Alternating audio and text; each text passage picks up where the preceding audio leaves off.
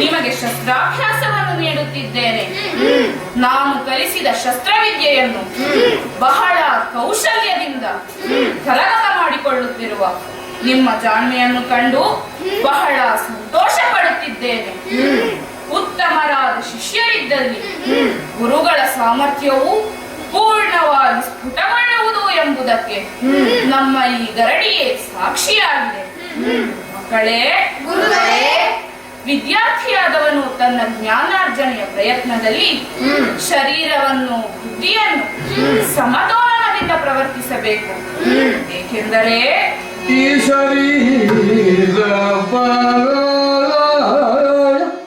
ಪ್ರಕೃತಿ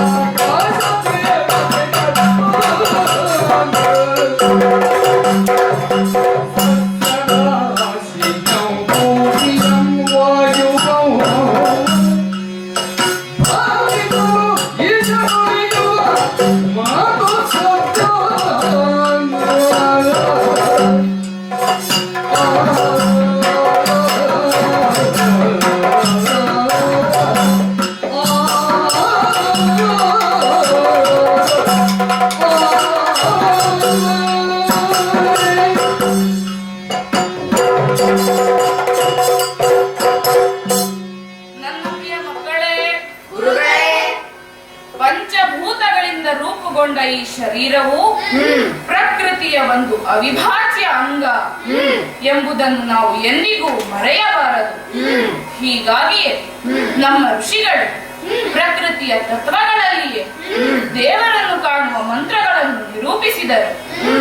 ಸೂರ್ಯ, ಚಂದ್ರ, ಆಕಾಶ, ನಕ್ಷತ್ರಗಳು, ಗಾಳಿ, ಭೂಮಿ, ನದಿ, ಸಮುದ್ರ ಮತ್ತು ಸಮಗ್ರ ಸಸ್ಯರಾಶಿಗಳು ಈ ಶರೀರದ ಸ್ವಾಸ್ಥ್ಯಕ್ಕೆ ಆಧಾರಭೂತವಾಗಿವೆ. ಮಕ್ಕಳೇ, ಇಂದಿನ ಶಸ್ತ್ರಾಭ್ಯಾಸವನ್ನು ಮುಂದುವರಿಸುವುದಕ್ಕಾಗಿ ಬಯಲಿನ ಕಡೆಗೆ ತೆರಳೋಣ.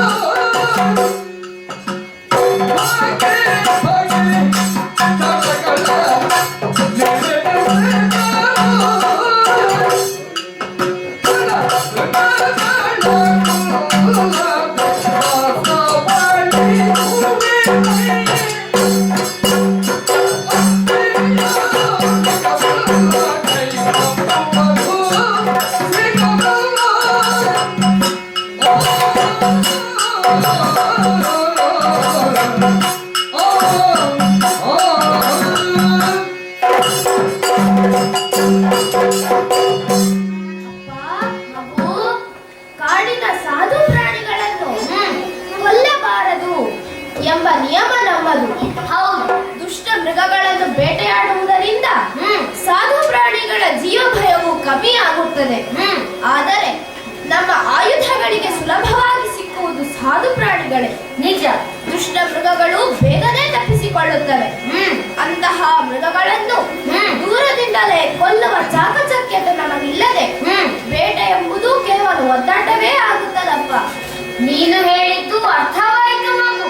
ತಮ್ಮನೆ ತಿಳಿಬೇಕು ನಮ್ಮದು ಹಿಂದುಳಿದಿರಬಹುದು, ನಮ್ಮದು ಹಿಂದುಳಿದಿರಬಹುದು.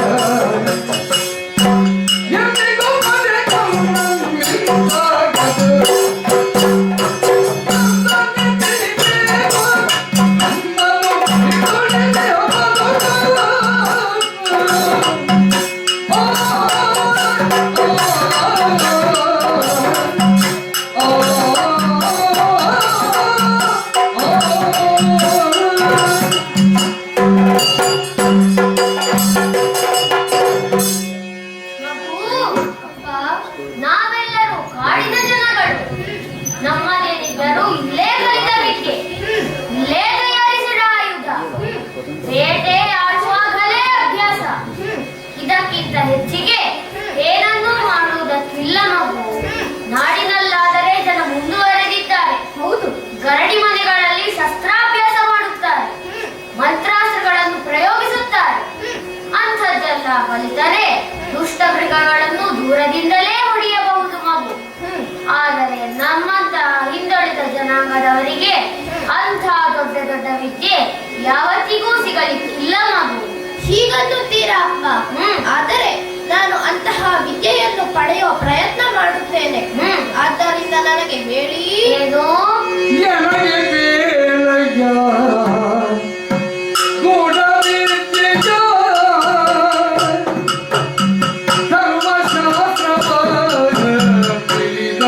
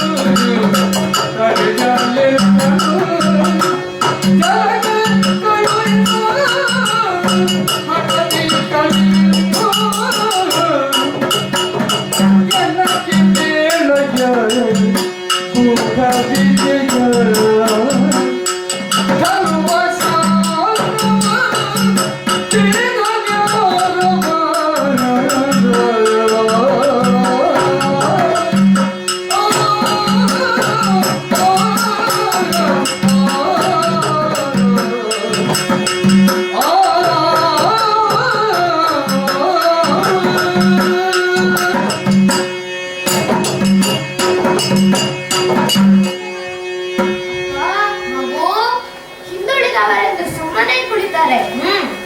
ಯಾವತ್ತಿಗಾದರೂ ಮುಂದುವರೆಯಲು ಸಾಧ್ಯವೇ ಅಪ್ಪ? ಶಸ್ತ್ರಾಸ್ತ್ರ ವಿದ್ಯೆಯನ್ನು ನಾವು ಕಲಿಯುವುದರಿಂದ ಮುಂದುವರೆಯುವಾದರೆ ನಾವೇಕೆ ಪ್ರಯತ್ನಿಸಬಾರದು? ವಿದ್ಯೆ ಎಂಬ ಬೆಳಕಿನಲ್ಲಿ ನಾವೇಕೆ ಹೊಸ ಹೆಜ್ಜೆ ಇಡಬಾರದು? ಅಪ್ಪ ಮಗು, ನನಗೆ ಹೇಳು, ಏನು? ಧನುರ್ವೇದ ಪಂಡಿತರು ಯಾರಿದ್ದಾರೆ, ಎಲ್ಲಿದ್ದಾರೆ? ನಾನು ಹೋಗಿ ಅವರ ಸೇವೆ ಮಾಡಿ ಗೂಢವಾಗಿರುವ ವಿದ್ಯೆಯನ್ನು ಹಠದಿಂದ ಕಲಿತೇನಪ್ಪ. ನಿನಗೆ ಅದೆಲ್ಲ ಬೇಡ ಮಗು, ನಿನಗೆ ನೀನೊಬ್ಬನೇ ಮಗ. ಅಪ್ಪ ಮಗು, ನನ್ನನ್ನು ತಡೆಯಬೇಡ. ಬದುಕಿನಲ್ಲಿ ಏನನ್ನಾದರೂ ಸಾಧಿಸಬೇಕಾದರೆ ಮನೆಯಿಂದ ಒಂದಷ್ಟು ದಿನ ದೂರವಿರಬೇಕು. ಅಪ್ಪ, ನನ್ನ ಮೇಲೆ ವಿಶ್ವಾಸವಿಟ್ಟು ಕಳಿಸಪ್ಪ. ನಿನ್ನ ಮೇಲೆ ವಿಶ್ವಾಸ ಉಂಟು ಮಗು, ಆದರೆ ನಿನ್ನ ಆಸೆ ಈಡೇರಲಿಕ್ಕಿಲ್ಲ. ಅವರು ಬ್ರಾಹ್ಮಣರು, ರಾಜವಂಶದ ಕ್ಷತ್ರಿಯರಿಗೆ ಕಲಿಸುತ್ತಾರೆ. ಈ ಕೆಳಜಾತಿಯ ವ್ಯಾಧರ ಮಗನಿಗೆ ಕಲಿಸಲಿಕ್ಕಿಲ್ಲ ಮಗು. ಗಹಗಹಿಸಿ ನಕ್ಕು ನಿನ್ನನ್ನು ಹೊರದಬ್ಬಿಯಾರು ಮಗು. ಇಲ್ಲಪ್ಪ, ನಿಜದ ಬಿಲ್ಲೋಚರು ಹಾಗೆ ಮಾಡರು. ಒಂದು ವೇಳೆ ಹಾಗೆ ಮಾಡಿದರೂ ನಾನು ಅವರ ಕಾಲು ಹಿಡಿತೇನೆ, ಸೇವೆ ಮಾಡ್ತೇನೆ, ಹೇಗಾದರೂ ಮಾಡಿ ಮನವೊಲಿಸ್ತೇನೆ. ಆ ಮೂಲಾಗ್ರವಾಗಿ ಧನುರ್ವೇದವನ್ನು ಕಲಿತೇ ಬರುತ್ತೇನೆ. ಮಗು, ನೀನಿಷ್ಟು ಹಠ ಮಾಡುವಾಗ ಇನ್ನೇನು ಹೇಳಲಿ? ಹೋಗಿವಾಗಂದ ನಿನಗೆ ಶುಭವಾಗಲು. ಆಗಲಿ ಅಪ್ಪ, ಹೋಗಿ ಬರುತ್ತೇನೆ.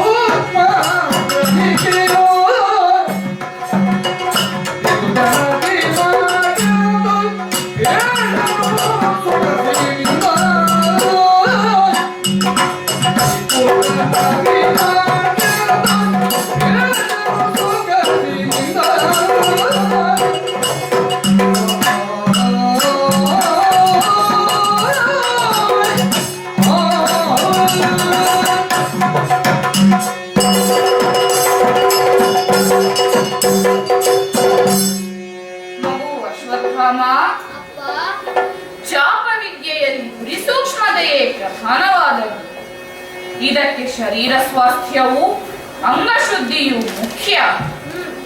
ನಿಂತ ನಿಲುವು ಭದ್ರವಾಗಿರಬೇಕು. ಎತ್ತಿದ ಬಿಲ್ಲು ಬಾಣಕ್ಕೆ ಸರಿಯಾದ ನೆಲೆಯನ್ನು ಒದಗಿಸಬೇಕು. ಕಣೆಯ ಆಯವು ನಿಶ್ಚಿತ ಗುರಿಗೆ ಸಮ್ಮುಖವಾಗಿರಬೇಕು. ಇನ್ನೀಗ ಮನಸ್ಸಿನ ಏಕಾಗ್ರತೆಯ ವಿಷಯ. ಗುರಿಯನ್ನು ಏಕಾಗ್ರ ಚಿತ್ತದಿಂದ ಗಿಟ್ಟಿಸಲು ಸಾಧ್ಯವಾಗಬೇಕು. ನೀನು ಹಾರುವ ಹಕ್ಕಿಗೆ ಗುರಿಯಿಟ್ಟೆ ಅಂತಾದರೆ ಹಕ್ಕಿಯ ಗತಿಯೊಂದಿಗೆ ನಿನ್ನ ದೃಷ್ಟಿಯು ಧಾವಿಸಬೇಕು. ಅದು ಗಾಳಿಗೆ ಅಲ್ಲಿ ಎಲೆ ಅದುರುತ್ತಿದೆ. ಏಕಾಗ್ರತೆ ಇದ್ದರೆ ಬಾಣವೆಸೆದು ಅದರ ತೊಟ್ಟನ್ನಷ್ಟೇ ಕಡಿಯಬಹುದು. ನೀನು ಈ ವಿದ್ಯೆಯನ್ನು ಮುಂದುವರಿಸಬೇಕು. ಆಗಲಿ, ಅಪ್ಪ ಆಗಲಿ ಅಪ್ಪ. ಆ? ಯಾರೋ ಬರುತ್ತಿರುವ ಹಾಗೆಯಲ್ಲ. ಸ್ವಾಮಿ ವಂದಿಸಿಕೊಂಡಿದ್ದೇನೆ. ಯಾರು ಯಾರು ನೀನು? ಯಾರು ನೀನೆಲ್ಲ ಕುಮಾರ ಯಾರು ನೀನೆಲ್ಲ ಕುಮಾರ ನೋಡಲು ಕಾಡಿ ನೂರಿನ ಕಲು ಸುಂದರ ನೋಡಲು ಕಾಡಿ ನೂರಿನ ಕಲು ಸುಂದರ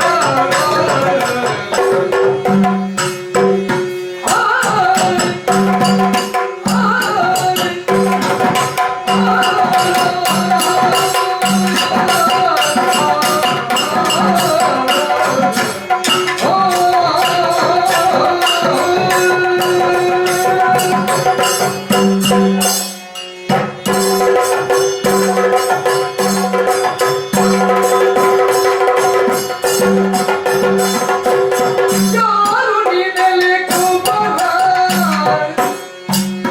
ಯಾರು ನೀನೆಲ್ಲ ಕುಮಾರ ನೋಡಲು ಕಾಡಿ ನೂರಿನ ಕಲು ಸುಂದರ ನೋಡಲು ಕಾಡಿ ನೂರಿನ ಕಲು ಸುಂದರ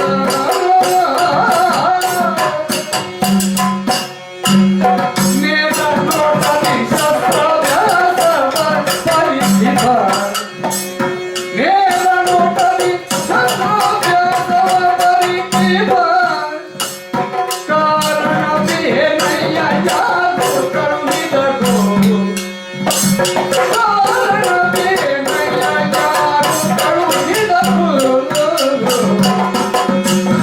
ನೇರ ನೋಡಲಿ ಶಸ್ತ್ರಾಭ್ಯಾಸವ ಪರಿಸಿದ ಕಾರಣವೇನಯ್ಯ ಯಾರು ಕರುಣಿದರು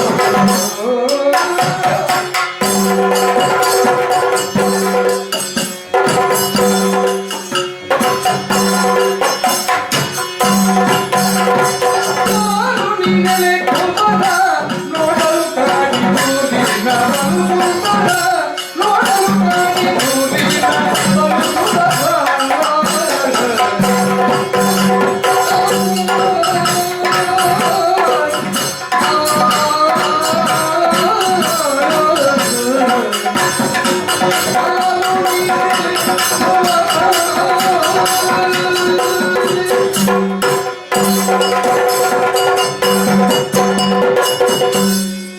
ಓ ಅಪರಿಚಿತ ಬಾಲಕ, ಸ್ವಾಮಿ ನೋಡಿದರೆ ನೀನು ಕಾಡಿನ ವ್ಯಾಧರ ಕುಲ ಸಂಜಾತನೆಂಬುದು ಸ್ಪಷ್ಟ. ಆದರೆ ಕಾಣುವುದಕ್ಕೆ ಬಹಳ ಸುಂದರ ಹುಡುಗ. ನಿನ್ನ ಕಣ್ಣಿನಲ್ಲಿ ತುಂಬಿರುವ ಕುತೂಹಲವು ಹೃದಯದ ಆಸೆಗಳನ್ನು ಬಿಂಬಿಸುತ್ತದೆ. ನನ್ನ ಮಗ ಅಶ್ವತ್ಥಾಮನಿಗೆ ಶಸ್ತ್ರಾಭ್ಯಾಸ ಮಾಡಿಸುವುದನ್ನು ಎದೆಯಿಕ್ಕದೆ ನೋಡುತ್ತಿರುವ ನಿನ್ನ ಆಸಕ್ತಿಯ ಮೂಲವೆಲ್ಲಿ? ಯಾರು ನಿನ್ನನ್ನು ಕಳುಹಿಸಿಕೊಟ್ಟವರು? ಯಾಕಾಗಿ ಬಂದೆ? ಸವಿಸ್ತಾರವಾಗಿ ಹೇಳು. ಜಿಯ ಲಾಲಿಸಬೇಕು. ಪರಮ ಗುರುಗಳೇ ನಿಮ್ಮ ಚರಣಕ್ಕೆ ಶಿರಬಾಗುತ್ತ ಬೇಗು ಬೇಗುವೆ.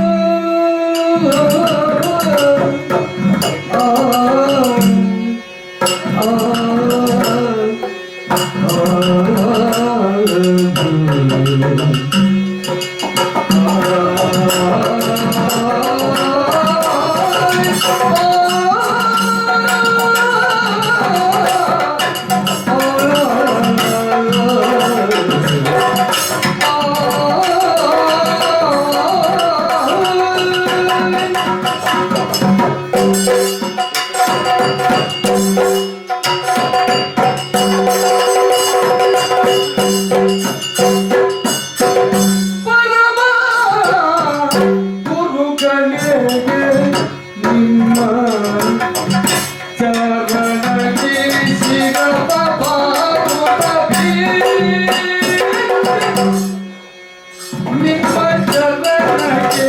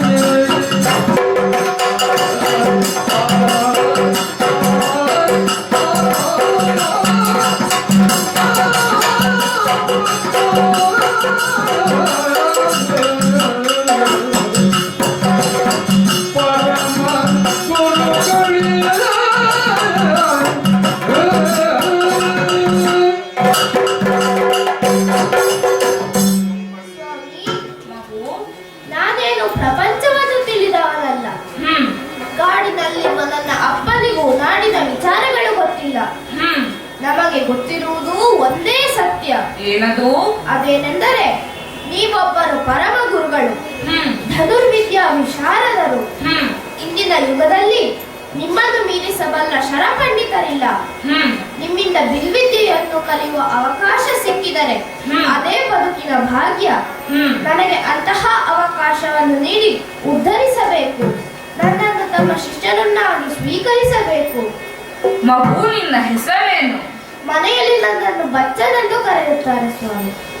ಇರಲಿ ಬಚ್ಚ, ನಿನ್ನ ಈ ಬಿಲ್ವಿದ್ಯೆಯನ್ನು ಕಲಿಯುವ ಆಸಕ್ತಿಯ ಮೂಲವೇನು? ನನ್ನ ಹೃದಯದಲ್ಲಿ ಸ್ವಾಮಿ. ಇಲ್ಲಿಗೆ ಕಳಿಸಿಕೊಟ್ಟವರಾರು? ಅಪ್ಪ ಅಮ್ಮನನ್ನು ಒಪ್ಪಿಸಿ ನಾನೇ ಇಲ್ಲಿಗೆ ಬಂದೆ. ನಿನಗೆ ಈ ಬಿಲ್ವಿದ್ಯೆ, ಏತಕ್ಕೆ ಈ ಉನ್ನತಜ್ಞತೆ? ಬದುಕಿಗೆ ಒಂದು ಅರ್ಥವನ್ನು ಕಾಣುವುದಕ್ಕೆ, ಹ್ಮ್. ಸಾಧು ಪ್ರಾಣಿಗಳ ರಕ್ಷಣೆಗೆ, ಸಾಧ್ಯವಾದಷ್ಟು ಲೋಕೋಪಕಾರಕ್ಕೆ. ಮೆಚ್ಚಿದೆ ಮಗು, ಮೆಚ್ಚಿದೆ.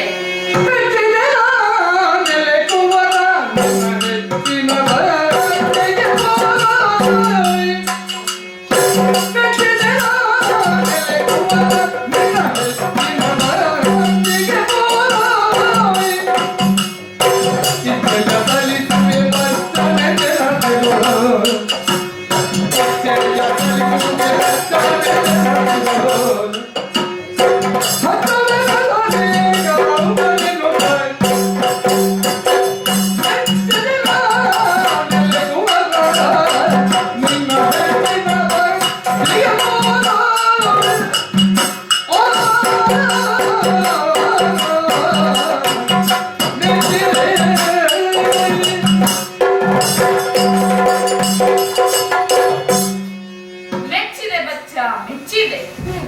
ಒಬ್ಬ ಗುರುವು ವಿದ್ಯಾರ್ಥಿಯಲ್ಲಿ ಅಪೇಕ್ಷಿಸುವ ಆಸಕ್ತಿ ಮತ್ತು ಸಂಸ್ಕೃತಿ ಇವೆರಡೂ ನಿನ್ನಲ್ಲಿವೆ.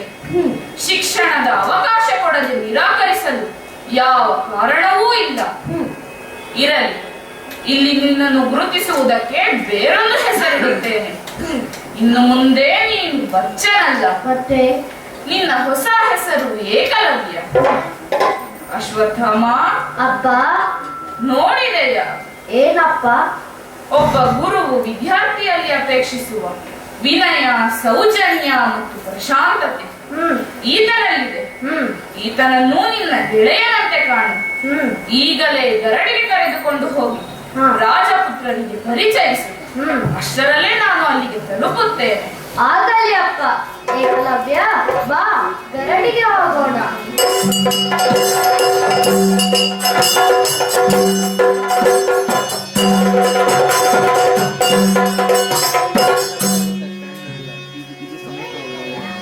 ಗುರುಪುತ್ರ,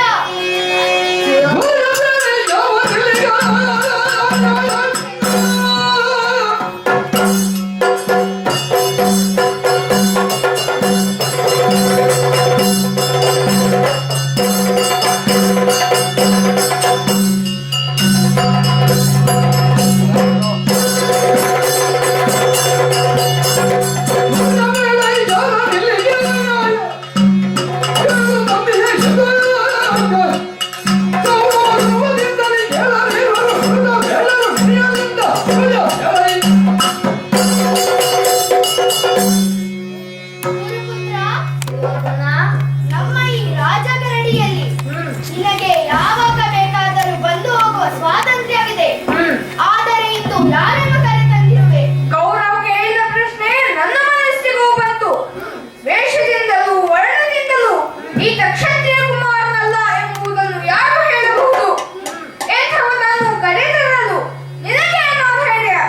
ಭೀಮಸೇನ ನಾನಾಗಿಯೇ ಕರೆತಂದದ್ದಲ್ಲ, ಗುರುಗಳೇ ನನ್ನೊಡನೆ ಕಳಿಸಿದರು. ಅರಮನೆಗೆ ತಿಳಿಯದಂತೆ ಗುರುಗಳು ಈತನನ್ನು ಗರಡಿಗೆ ಸೇರಿಸಿದರೆ ಅವರಿಗೆ ಅಷ್ಟು ಅಧಿಕಾರವಿದೆ. ಅಶ್ವತ್ಥಾಮ, ಈತ ಯಾರು? ಹೇಗೆ ಬಂದಿದ್ದಾನೆ? ಗುರುಗಳು ಇಲ್ಲಿಗೆ ಕಳಿಸಿದ್ದಾದರೂ ಏಕೆ? ಧರ್ಮರಾಯ, ಈತ ಧನುರ್ವಿದ್ಯಾ ಪಾರಂಗತನಾಗಲು ಬಂದ ಬೇಡರ ಹುಡುಗ. ಹೆಸರು ಏಕಲವ್ಯ. ಹೌದೇ, ಇವನಿಗೂ ಧನುರ್ವಿದ್ಯೆ.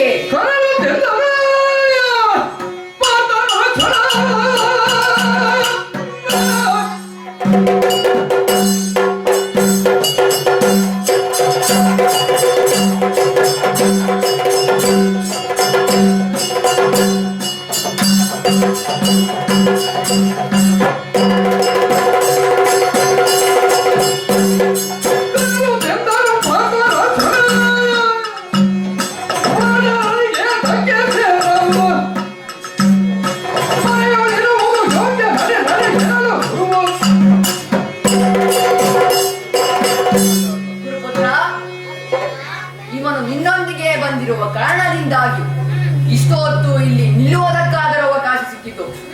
ಇಲ್ಲವಾದರೆ ಇಷ್ಟರಲ್ಲೇ ಹೊರಗೆ ಅಟ್ಟಲ್ಪಡುತ್ತಿದ್ದ. ಏನು, ಕಾಡಿನಲ್ಲಿರಬೇಕಾದ ಬೇಡರ ಹುಡುಗನಿಗೆ ಧನುರ್ವಿದ್ಯೆ ಕಲಿಯುವ ಆಸೆಯೇ? ಹೆಳವನಿಗೆ ಪರ್ವತವನ್ನೇರುವ ಹವಣಿಕೆ. ಈ ರಾಜಪುತ್ರ ಮಧ್ಯೆ ಕಳೆದು ಕೇವಲ ಕಲಿಯುವ ಯೋಚನೆಯಾದರೂ ಬಂತಲ್ಲ ಈತನಿಗೆ. ಇಲ್ಲಿ ಯಾವುದಕ್ಕೂ ಅವಕಾಶವಿಲ್ಲ. ಎಲ್ಲಾ ಏಕಲವ್ಯ, ನಡೆಯೋ ಇಲ್ಲಿಂದ. ಅರ್ಜುನ,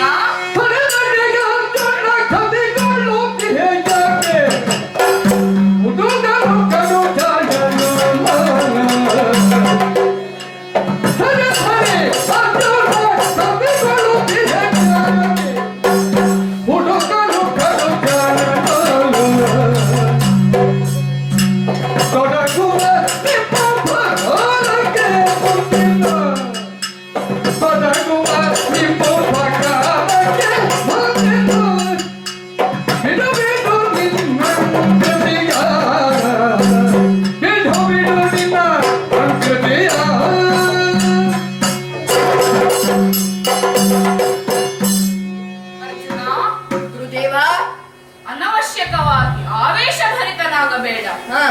ಈ ಏಕಲವ್ಯನೂ ಸಹಜವಾಗಿ ಜಾಣವಿದ್ದಾನೆ. ವಿದ್ಯಾರ್ಥಿಗಳಿಗೆ ಸ್ಪರ್ಧಾಳುಗಳಿದ್ದಷ್ಟೂ ಕಲಿಕೆಯು ಹೆಚ್ಚು ಪ್ರಖರವಾಗುತ್ತದೆ. ಆದರೂ ನೀನು ಈತನನ್ನು ಸ್ಪರ್ಧಾಳುವೆಂದು ತಿಳಿಯಬೇಡ. ಮುಂದೆ ಈ ರಾಜವಂಶದ ಸಹಾಯಕ್ಕೆ ದೊರಕಬಹುದು. ಹೀಗಾಗಿ ನೀವೆಲ್ಲರೂ ಶಾಂತರಾಗಿ ಈತನಿಗೆ ಗರಡಿಯಲ್ಲಿ ಕಲಿಯಲು ಅವಕಾಶ ಕೊಡಿ. ಗುರುಗಳೇ, ನಮಗೆಲ್ಲ ನಿಮ್ಮ ಬಗ್ಗೆ ಪೂಜ್ಯ ಭಾವವಿದೆ. ಆದರೆ ಇವನಿಗೆ ಇಲ್ಲಿ ಅವಕಾಶವಿಲ್ಲ. ಹೀನ ಜಾತಿಯವರು ತಮ್ಮ ಅರ್ಹತೆಯನ್ನು ಮೀರಿ ಬರಬಾರದು. ಗುರುಗಳೇ, ನೀವೇ ಅಂತಹುದಕ್ಕೆ ಅವಕಾಶ ನೀಡಬಾರದು. ಕಾಡಿನವರೆಂದರೆ ನಾಡಿನವರಿಗೆ ಪ್ರತಿಭಟರು. ಅಂತಹವರನ್ನು ನಮ್ಮ ಗರಡಿಯಲ್ಲಿ ಪಳಗಿಸುವುದು ಬೇಡ. ಆಗಲಿ, ಏಕಲವ್ಯನನ್ನು ನಾನು ಇಲ್ಲಿಂದ ಕಳಿಸುತ್ತೇನೆ. ಇಂದೇಕೋ ಮನಸ್ಸು ವ್ಯಗ್ರವಾಗಿದೆ. ನೀವೆಲ್ಲರೂ ಅರಮನೆಗೆ ತೆರಳಿ ಆಟವಾಡಿ. ಆಗಲಿ ಗುರುಗಳೇ.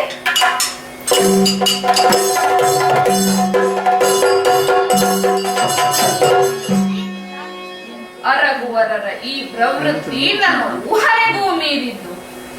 ಜಾತಿಯ ನೆಲೆಯಲ್ಲಿ ಅರ್ಹತೆ ಇರುತ್ತದೆ ಎಂಬ ಇವರ ಅರಿವಿನ ಮೂಲವಿರುವುದು ಪ್ರತಿಷ್ಠೆ ಮತ್ತು ಸ್ಥಾನಮಾನದ ಪ್ರಜ್ಞೆಯಲ್ಲಿ. ಅದು ಇಷ್ಟು ಸಣ್ಣ ಮಕ್ಕಳಲ್ಲಿ ಅದಿಷ್ಟು ಗಟ್ಟಿಯಾಗಿ ಬೇರೂರಲು ಮನೆಯ ವಾತಾವರಣವೇ ಕಾರಣ.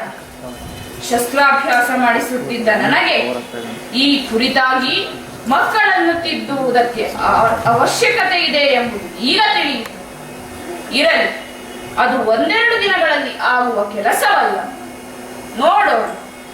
ಮಗು ಏಕಲವ್ಯ, ಗುರುಗಳೇ, ನೋವುಂಡಿರುವ ನಿನ್ನನ್ನು ಹೇಗೆ ಸಂತೈಸುವುದು ಎಂದು ಯೋಚಿಸುತ್ತಿದ್ದೇನೆ. ಮಗು, ನಿನ್ನ ಅಭೀಪ್ಸೆ ಏನು? ಗುರುಗಳೇ, ನನಗೆ ವಿದ್ಯೆ ಬೇಕು. ನಾನು ಕಲಿಯುತ್ತೇನೆ, ನೀವೇ ಕಲಿಸಬೇಕು. ಆಹಾ, ಎಂತಹ ಮುಗ್ಧತೆ, ಎಷ್ಟು ನೇರವಾದ ಮಾತುಗಳು. ಮಗು, ಚಿಂತಿಸಬೇಡ. ಚಿಂತೆಗೊಳ್ಳದಿರು ಬಾಲ,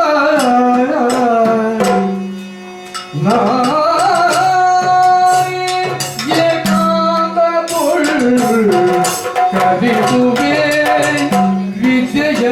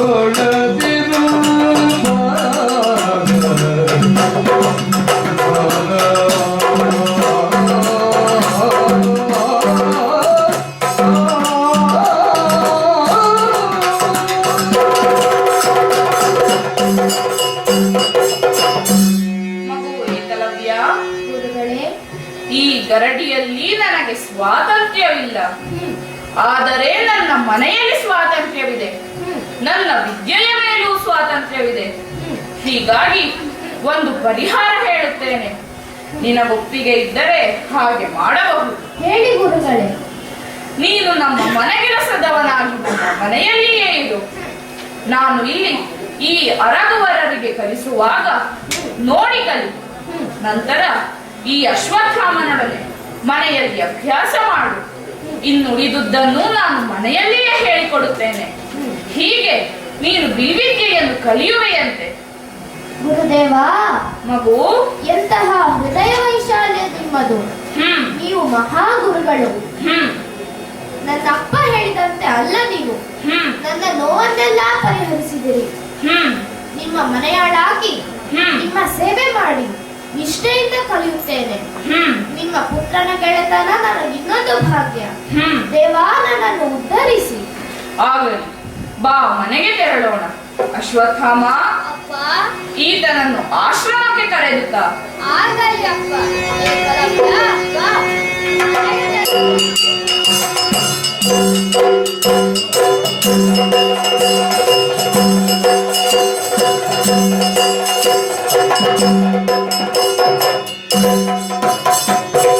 ಕಾಡಿನಿಂದಲಿ ಬಂದ ಬೇಡನು ಕಾಡಿನೈನ ಘೋರ ದ್ರೋಣ. ಕಾಡಿನಿಂದಲಿ ಬಂದ ಬೇಡನು ಕಾಡಿನೈನ ಘೋರ ದ್ರೋಣ. ಜ್ಞಾನ ಬಿಡಿಸುತ್ತ ಬೇಡವನ್ನ ಬಿಟ್ಟನ ಮರಣ ಬರ. ಜ್ಞಾನ ಬಿಡಿಸುತ್ತ ಬೇಡವನ್ನ ಬಿಟ್ಟನ ಮರಣ ಬರ.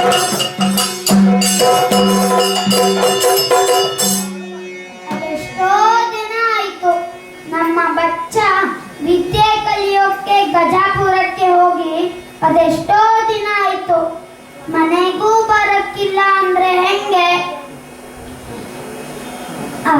ಅದೆಂತ ವಿದ್ಯೆ ಇದು?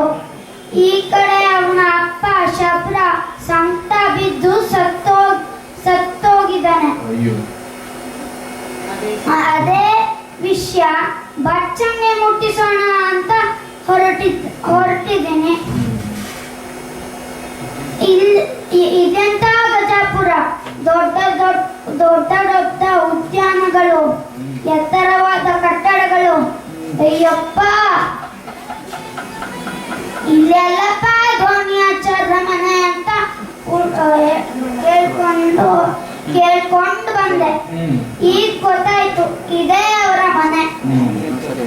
ಇದು ಬ್ರಾಹ್ಮಣರ ಮನೆ. ಹೌದು, ಒಳಗೊಬ್ರು ಇದ್ದಾರಲ್ಲ, ಅವರಲ್ಲೇ ವಿಚಾರಿಸೋಣ. ಓಯ್ ಓಯ್, ಯಾರು? ಎಲ್ಲಿಂದ ಬಂದೆ? ಇದು ಧೋನಿಯಾಚಾರ್ಯ ಮನೆ ಹೌದಲ್ರಿ? ನೀನು ದ್ರೋಣಾಚಾರ್ಯರ ಬಗ್ಗೆ ಕೇಳುತ್ತಿದ್ದೀಯಾ? ಹೌದ್ರಿ ಅಪ್ಪ, ನೀವೇನ್ರಿ ಧೋನಿಯಾಚಾರ್ಯರು?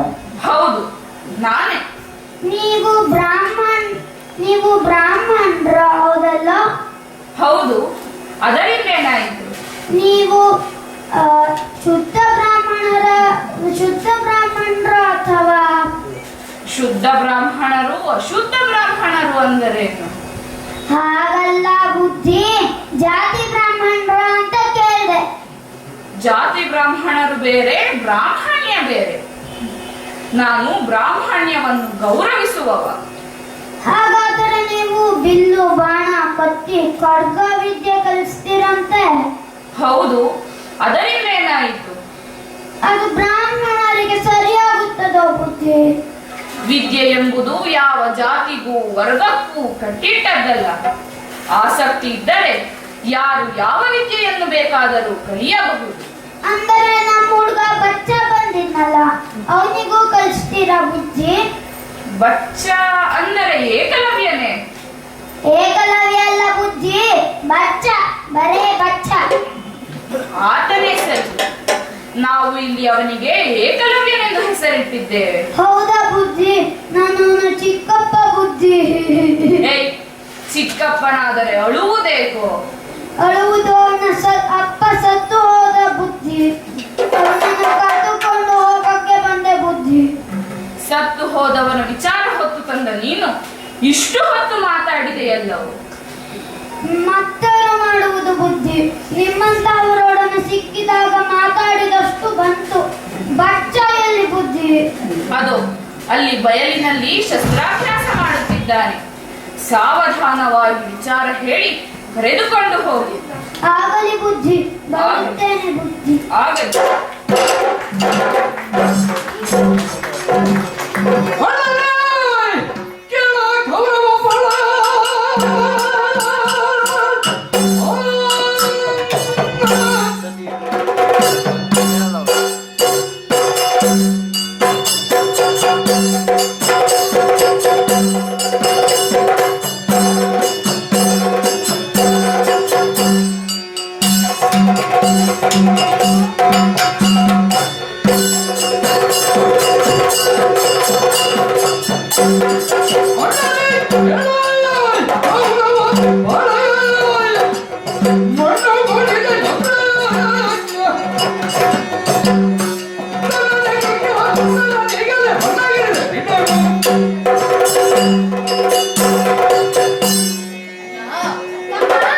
ಗುರು ಹಿರಿಯರ ಸಮ್ಮುಖದಲ್ಲಿ ನಡೆದ ಪರೀಕ್ಷೆಯಲ್ಲಿ ನಮ್ಮ ಕರಕೌಶಲ್ಯಗಳನ್ನು ಸಮರ್ಥವಾಗಿಯೇ ತೋರಿದ್ದೇವೆ. ಬಲಾರ್ಜುನ ಎಂಬುದಾಗಿ ಗುರು ಹಿರಿಯರೆಲ್ಲ ಹೊಗಳುತ್ತಿದ್ದ ಸಮಯದಲ್ಲಿ ಒಮ್ಮಿಂದೊಮ್ಮನೆ ಬಂದ ಕರ್ಣ ನನಗೆ ಸವಾಲೆಸೆದ. ಅರ್ಹತೆ ಇಲ್ಲದೆ ಬಂದವನನ್ನು ನಾವು ಲೆಕ್ಕಕ್ಕೆ ತೆಗೆದುಕೊಳ್ಳಲಿಲ್ಲ. ಆದರೆ ಆ ಗೌರವ ಅಂಗರಾಜಾಭಿಷೇಕ ಅಂತೇನೋ ಮಾಡಿ ಆ ಕರ್ಣನಿಗೆ ಸ್ಥಾನ ಕೊಟ್ಟ. ನಮ್ಮ ಹಿರಿಯರೇ ಆಕ್ಷೇಪಿಸದೇ ಇದ್ದಾಗ ನಾವು ಮಾತನಾಡುವುದು ಸರಿಯಲ್ಲವೆಂದು ನಾನು ಸುಮ್ಮನಿದ್ದೆ. ಅಣ್ಣ, ನನಗೆ ಸಿಟ್ಟು ಅನ್ನಕ್ಕೆ ಹಿಡಿದಿತ್ತು. ಆದರೆ ನೀನು ಮಾತಾಡಿದ್ದಕ್ಕೆ ನಾನು ಸುಮ್ಮನಿದ್ದೆ. ಅದು ಒಳ್ಳೆಯದೇ ಆಯಿತು. ಅಣ್ಣ, ಆ ಬಳಿಕ ಗುರುದಕ್ಷಿಣೆಯ ವಿಚಾರ ಬಂತು. ಪಾಂಚಾಲ ದೇಶಾಧಿಪನಾದ ದ್ರುಪದನನ್ನು ಹೆಡೆಮುರಿ ಕಟ್ಟಿ ತನ್ನ ಕಾಲ ಬಳಿ ತಂದು ಹಾಕಿದರೆ ಅದೇ ನನಗೆ ಗುರುದಕ್ಷಿಣೆ ಎಂದರು ಗುರುಗಳು. ತಾವು ಅದನ್ನು ಬೇಗನೆ ಪೂರೈಸುತ್ತೇವೆಂದು ಶಿವೋಧನಾದಿಗಳು ಆಗಲೇ ಧಾವಿಸಿದ್ದಾರಲ್ಲ. ಹೌದಣ್ಣ, ಆದರೆ ಆ ಅಧಿಕ ಪ್ರಸಂಗಿ ಕರ್ಣನನ್ನು ಸೇರಿಸಿಕೊಂಡೇ ಹೋದ ಕೌರವರು ಆ ದೃಪದನ ಪೆಟ್ಟು ತಿಂದು ಹಿಂದಿರುಗಿದ್ದಾರೆ. ಅಣ್ಣ, ನನಗೆ ಅಪ್ಪಣೆ ಕೊಡು. ಆ ದೃಪದನನ್ನು ಈಗಲೇ ಸೋಲಿಸಿ ಎಡೆಮರಿ ಕಟ್ಟಿ ತರುತ್ತೇನೆ. ಅಣ್ಣ, ನನಗೊಬ್ಬನೇ ಇದ್ದರೆ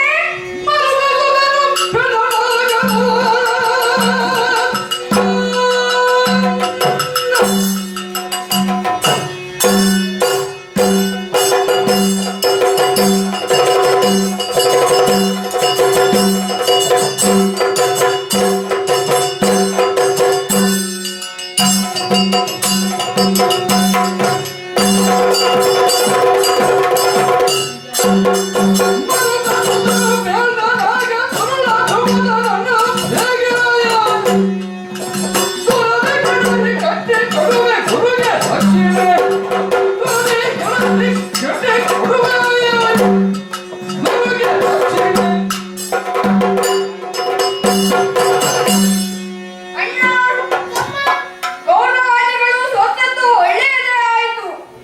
ನಮಗಿದೊಂದು ಅವಕಾಶ, ನಾವಿದನ್ನು ಬಿಡಬಾರದು. ನಾನೇ ಹೋಗಿ ಆ ದೃಪದನನ್ನು ಕೆಡವಿ ಕೈ ಕಾಲಿಗೆ ಹಗ್ಗ ಬಿಗಿದು ಎತ್ತದಂದು ಗುರುಗಳ ಕಾಲು ಬಿಡುವಲ್ಲಿ ಎಸೆದು ಗುರುದಕ್ಷಿಣೆ ಸಲ್ಲಿಸುತ್ತೇನೆ. ಇರಲಿ, ಯಾವುದಕ್ಕೂ ನಾವೀಗ ಪಾಂಚಾಲ ನಗರಿಗೆ ಧಾವಿಸೋಣ. ಆಗಲಿ ಅಣ್ಣ.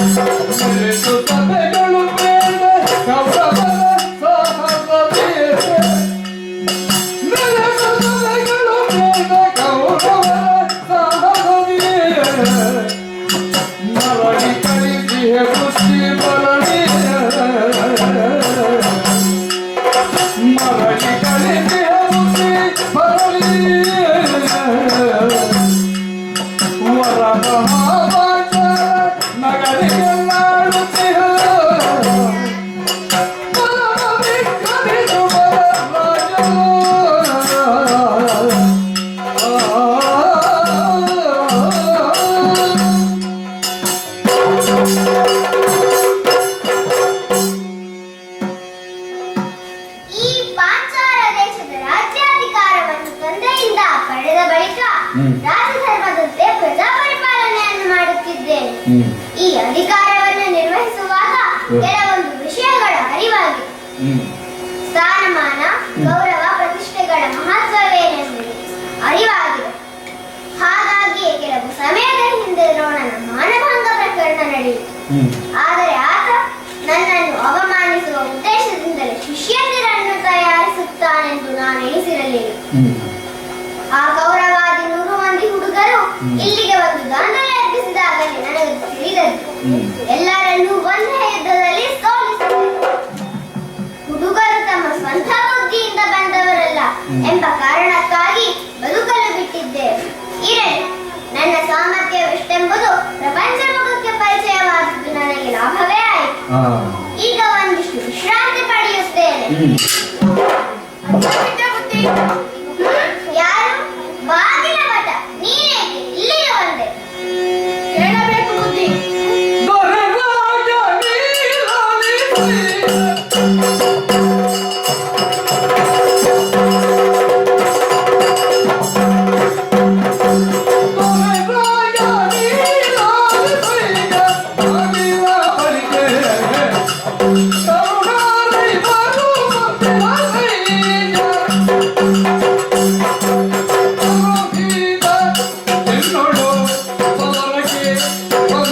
ಏ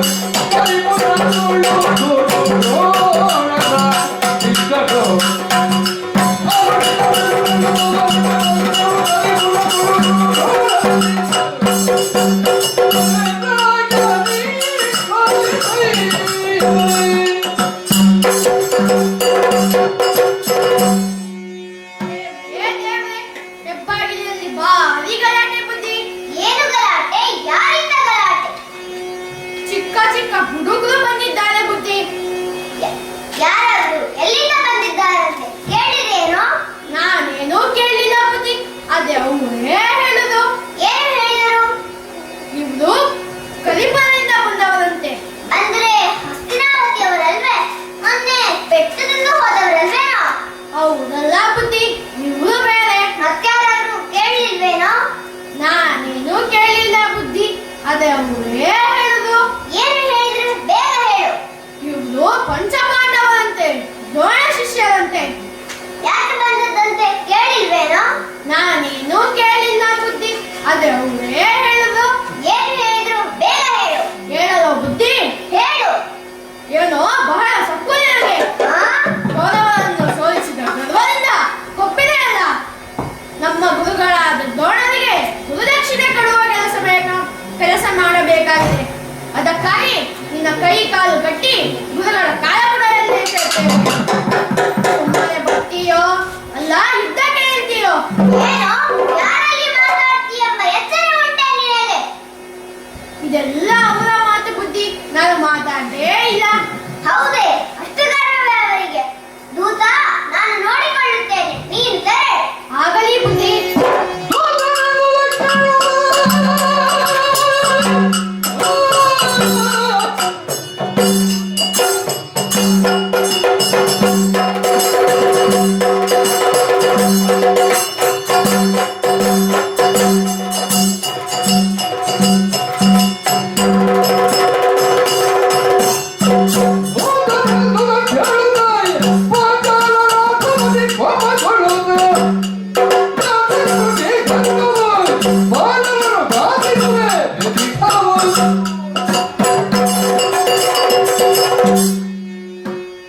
ನನ್ನನ್ನು ಕೆಣಕುವ ಇನ್ನೊಂದು ತಂಡವು ಹಸ್ತಿನಾವತಿಯಲ್ಲಿದೆ. ಈ ದ್ರೋಣ ತನ್ನ ಶಿಷ್ಯಂದಿರ ತಂಡವನ್ನೇ ಕಳಿಸುತ್ತಿದ್ದಾನೆಯೇ? ಇರಲಿ, ಒಮ್ಮೆ ಪರೀಕ್ಷಿಸಿಯೇ ಬಿಡುತ್ತೇನೆ.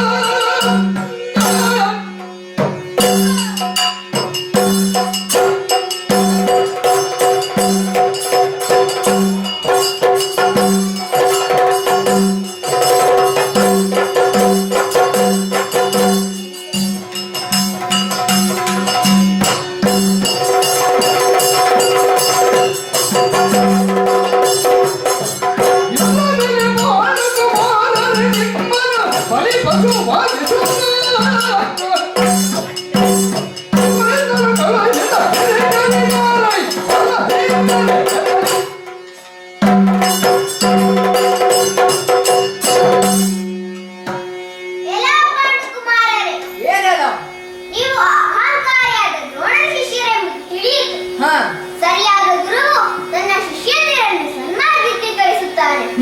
ಆದರೆ ನಿಮ್ಮ ಗುರು ತನ್ನ ಸ್ವಾರ್ಥದ ಸೇಡನ್ನು ತೀರಿಸಿಕೊಳ್ಳುವುದಕ್ಕಾಗಿ ಕಳಿಸಿದ್ದಾನೆ. ನೀವು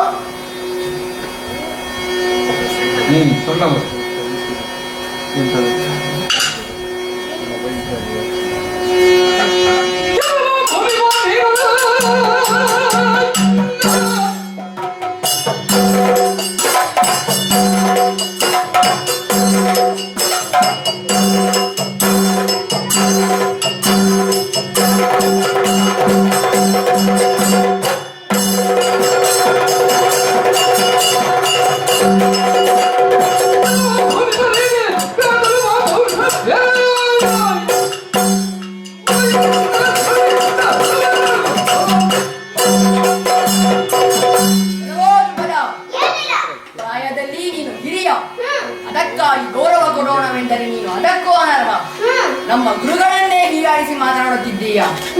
ಅದರಿಂದ ಧೃತಿಗೆಡವರು ನಾವಲ್ಲ. ನಿನ್ನನ್ನು ಯುದ್ಧದಲ್ಲಿ ಸೋಲಿಸುತ್ತೇವೆ. ಪೌರುಷಕ್ಕೆ ಪ್ರಾಯತಕ್ಕವಿಲ್ಲವಲ್ಲ.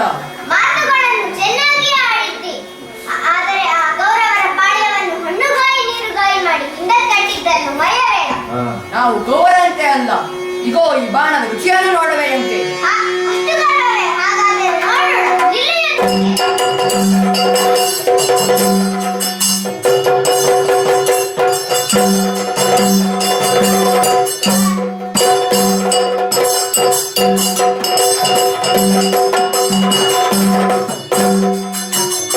ಮೈದೆ ಮೆಚ್ಚಿದೆ ಪಾದ ನಿನ್ನ ಪವನ ಛಾಯ ಗಿಳಗಳ ಕೆರೆಗಲ್ಲ ನಿನ್ನ ಕೌಶಲಕ್ಕೆ ಗಿಳಗಳ ಕೆರೆಗಿಲ್ಲ ನಿನ್ನ ಕೌಶಲಕ್ಕೆ ಸರಳ ನಿನ್ನ ಸರಳ ನಿನ್ನ ಗುರು ದಕ್ಷಿಣೆ ನೀಡಿದಂತಾಯ್ತು. ಮನವನ್ನು ಹರುಷಗೊಂಡಿರೇನು ನಾನು ನಿನ್ನನ್ನು ನಾನು ಸದವಿದ್ಯೆಗಳು ನೀಡಲು ಸಾಧನೆ ಜಾತಿ ಸರಿಸಬೇಕಿಲ್ಲವಿನ್ನು ಎಂಬಂತೆಗೆ ಕರುಣಿಸಿ ಪರಿಪೂರ್ಣವಿಲ್ಲಲು ಕೈಯಿರು ಬಳಿದೆ ಮೆಚ್ಚಿದೆ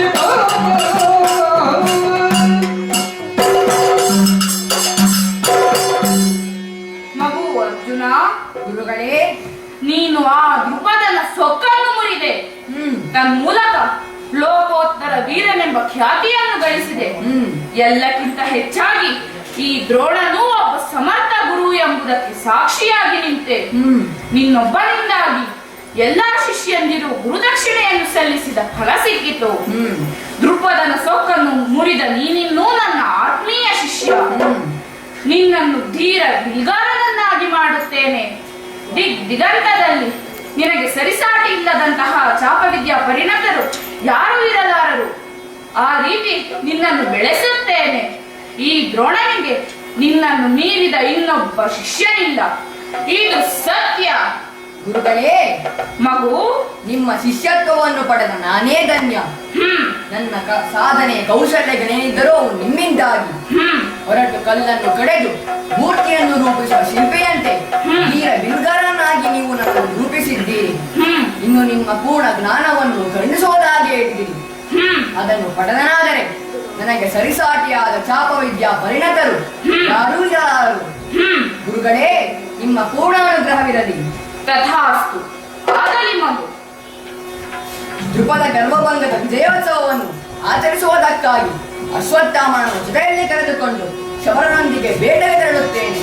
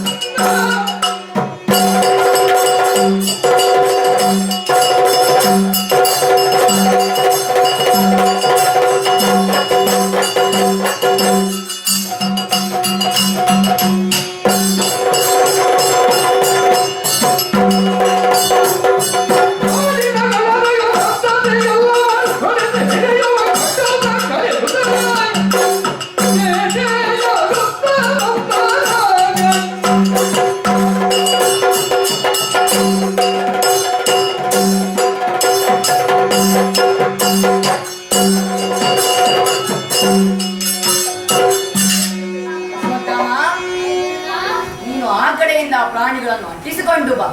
ನಾನು ಈ ಕಡೆಯಿಂದ ಅವುಗಳನ್ನು ಅಡ್ಡಗಟ್ಟಿ ಮರ್ದಿಸುತ್ತೇನೆ.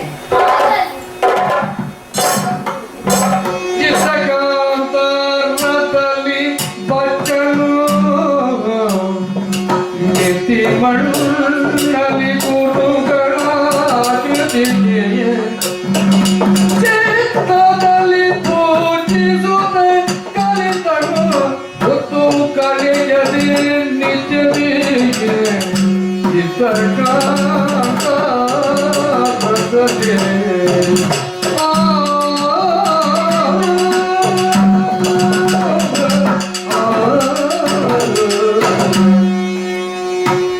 ಯಾವುದಕ್ಕೂ ಯೋಗ ಅನ್ನುವುದು ಬೇಕು.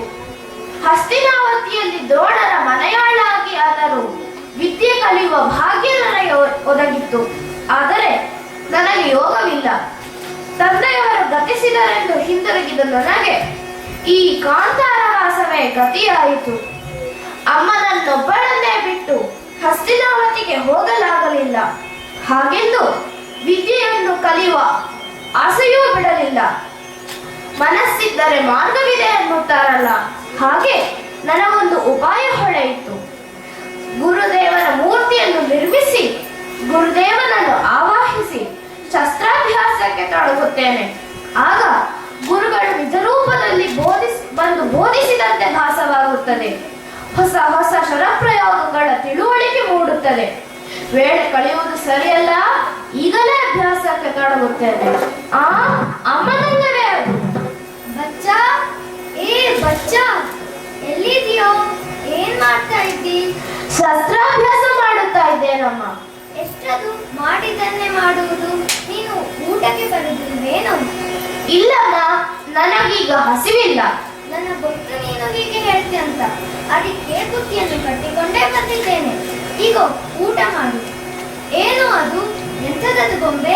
ಹೊಸ ಬೇಟೆ ದೇವರೇನು? ಬೇಟೆ ದೇವರಲ್ಲ ಅಮ್ಮ, ಈ ಗೊಂಬೆ ಗುರುದೇವರದ್ದು. ನಿನಗೆಷ್ಟು ದೇವರು? ನಮಗೆ ಬೇಟೆ ದೇವರೊಬ್ಬನೇ ಸಾಕು. ಇವರು ನನಗೆ ವಿದ್ಯೆ ನೀಡುವ ದೇವರು. ಒಮ್ಮೊಮ್ಮೆ ಕನಸಿನಲ್ಲೂ ಬಂದು ಹೇಳಿಕೊಡುತ್ತಾರೆ. ಅಮ್ಮ, ನೀನೀಗ ಹೋಗು, ನಾನೊಂದಿಷ್ಟು ಹೊತ್ತು ನಿದ್ರೆ ಮಾಡಿ ಮತ್ತೆ ಅಭ್ಯಾಸ ಮಾಡುತ್ತೇನೆ. ಊಟ ಮಾಡಲಿಕ್ಕೆ ಮರಿಬೇಡ ಮತ್ತೆ. ನಾನೀಗ ಹೋಗುತ್ತೇನೆ. ಆಗಲಿ ಅಮ್ಮ. ಅಮ್ಮನ ಪ್ರೀತಿಯ ಮುಂದೆ ಯಾವ ದೇವರೂ ಇಲ್ಲ. ಹಾಗಾಗಿಯೇ ನಾನು ಹಸ್ತಿನಾವತಿಗೆ ಹೋಗಲಿಲ್ಲ. ಏನು ಮಾಡಲಿ, ಈಗಂತೂ ಹಸಿವಿಲ್ಲ. ಒಂದಿಷ್ಟು ಹೊತ್ತು ನಿದ್ರೆ ಮಾಡುತ್ತೇನೆ. ಗುರು ಧ್ಯಾನಿಸಿ ತನುವ ಹೊರಗಿಸಿ ಮರಕ್ಕೆ ಬೊರಗುತ್ತ ನಿದ್ರೆಗೈಯಬಹುದು. ತರಳ ಕನಸಲಿ ಕಂಡ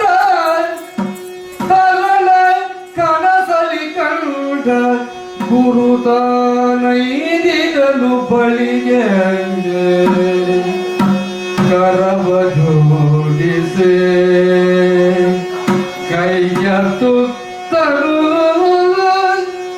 ಗುರು ಮುಣಿಸಿದ ಕರವ ಜೋಡಿಸಿ ಕೈಯ ತುತ್ತನು ಗುರು ಮುಣಿಸಿದ ಶಬ್ದವೇ ಧೀಶರ ಪ್ರಯೋಗವ ಕಲಿಸಿ ತೆರಳಿದ ಗುರು ಮುಡಿಸಿದ ಶಬ್ದವೀಧೀಶರ ಪ್ರಯೋಗದ ಕಲಿಸಿ ತೆರಳಿದ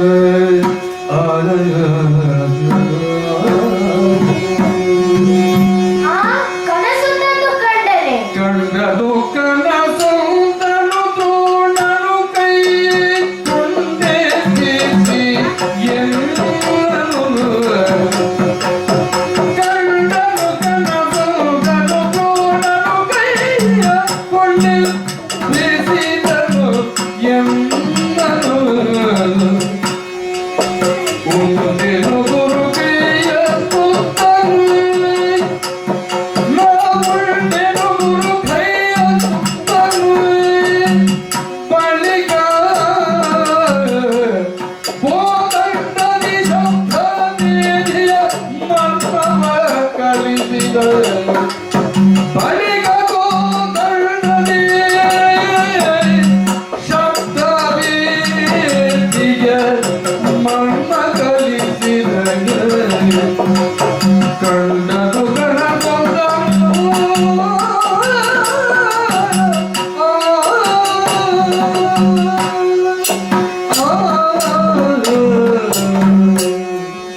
ಇದೇನು ವಿಚಿತ್ರ! ಗುರುಗಳು ಕನಸಿನಲ್ಲಿ ಬಂದು ಮಾತನಾಡಿಸಿದಂತೆ ಭಾಸವಾಯಿತು. ಇತ್ತೀಚೆಗೆ ಆಗಾಗ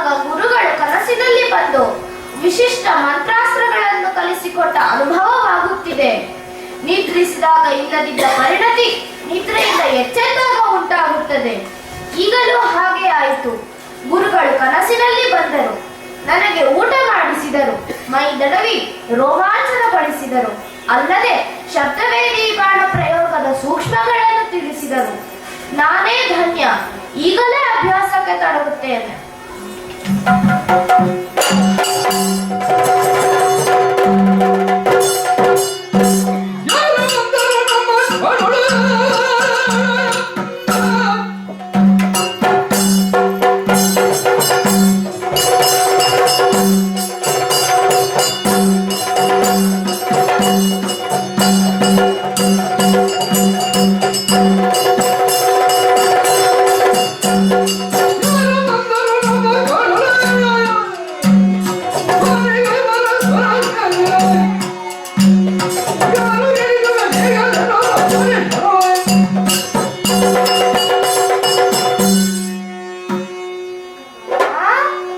ನಮ್ಮ ಅಧೀನಕ್ಕೊಳಪಟ್ಟ ವನ ಪ್ರದೇಶದಿಂದ ಯಾರೋ ದುಷ್ಟಮೃಗಗಳನ್ನು ಅಟ್ಟಿಸಿಕೊಂಡು ಬರುತ್ತಿದ್ದಾರೆ. ಇಲ್ಲಿನ ಸಾಧು ಪ್ರಾಣಿಗಳಿಗಿದು ಆಪತ್ಕಾಲ. ಏನದು? ಕಾಡು ಹೊಂದಿಯೊಂದು ಅರಸುತ್ತಾ ಬರುವ ಸದ್ದು ಕೇಳಿಸುತ್ತಿದೆ. ಈಗಲೇ ಶಬ್ದವೇದಿ ಬಾಣ ಪ್ರಯೋಗಿಸುತ್ತೇನೆ.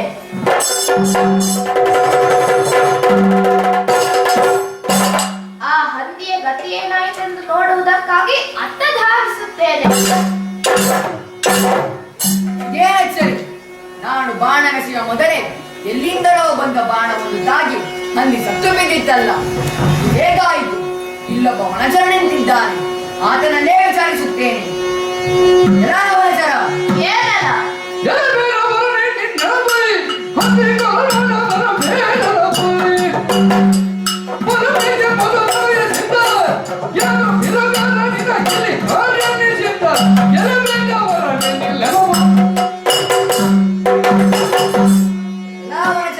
ಏನಲ್ಲ?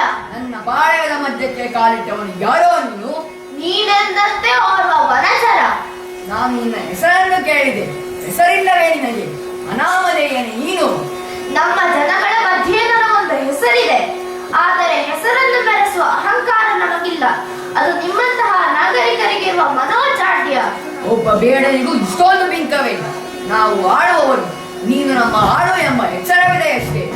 ನನ್ನ ನೆಲೆಯ ಎಚ್ಚರ ನನಗಿದೆ, ಆದರೆ ನಿನಗಿಲ್ಲ. ನಿನ್ನ ದೊಡ್ಡಸ್ತಿಕೆ ನಿನ್ನ ಊರಲ್ಲಿರಲಿ. ಇದು ನನ್ನಪ್ಪನಿಂದ ಬಂದ ನನಗೆ ಅಡವಿ. ನಾನು ಕೊಂದ ಈ ಹಂದಿಯನ್ನು ಬಿಟ್ಟು ಬೇಗ ನಡೆ. ಏನಂದೆ? ಈ ಹಂದಿಯನ್ನು ನೀನು ಕೊಂದೆಯ? ಕಣ್ಣಳತೆಯಲ್ಲಿ ಬಿಡು, ಕೂಗಳತೆಯಲ್ಲೂ ಇಲ್ಲದ ನೀನು ಈ ಹಂದಿಯನ್ನು ಕೊಲ್ಲಲು ಹೇಗೆ ಸಾಧ್ಯ? ಶಬ್ದವೇದಿ ಶರ ಪ್ರಯೋಗದಿಂದ. ಓ, ಶಬ್ದವೇದಿಯೇ? ನನ್ನಂತಹ ಚಾಣಾಕ್ಷ ಬಿಲ್ಲುಗಾರನಿಗೆ ಕಷ್ಟದಿಂದ ಸಿದ್ಧಿಸಿದ ಶಬ್ದವೇದಿ ಶರಪ್ರಯೋಗ ನಿನಗೆ ಅಂಗೈ ನಲ್ಲಿಕಾಯಲ್ಲವೇ? ನಿಜಕ್ಕೂ ಹೌದು. ಹೌದಾದರೆ ಹೇಳು, ನಿನಗೆ ಕಲಿಸುವರಾರು? ಅದು ಆ ಹಂದಿಯ ಮೈಯಲ್ಲಿ ನೆಟ್ಟ ಬಾಣದಲ್ಲಿ ನನ್ನ ಹೆಸರಿದೆ, ನೋಡಿಲ್ಲಿ. ದ್ರೋಣ ಶಿಷ್ಯ, ಅದು ನಾನಲ್ಲದೆ ಇನ್ಯಾರು? ಆದರೆ ಅದು ನಿನ್ನ ಬಾಣವೇ? ಅಲ್ಲ, ಇದು ನನ್ನ ಬಾಣವಲ್ಲ. ನಿಜ ನೋಡಿದೆ, ಎಳೆಯವಿಯಾದ ನನ್ನ ಬಾಣ. ಎಳೆಯವಿಯಾದ ಸತ್ಯ ಹೇಳು.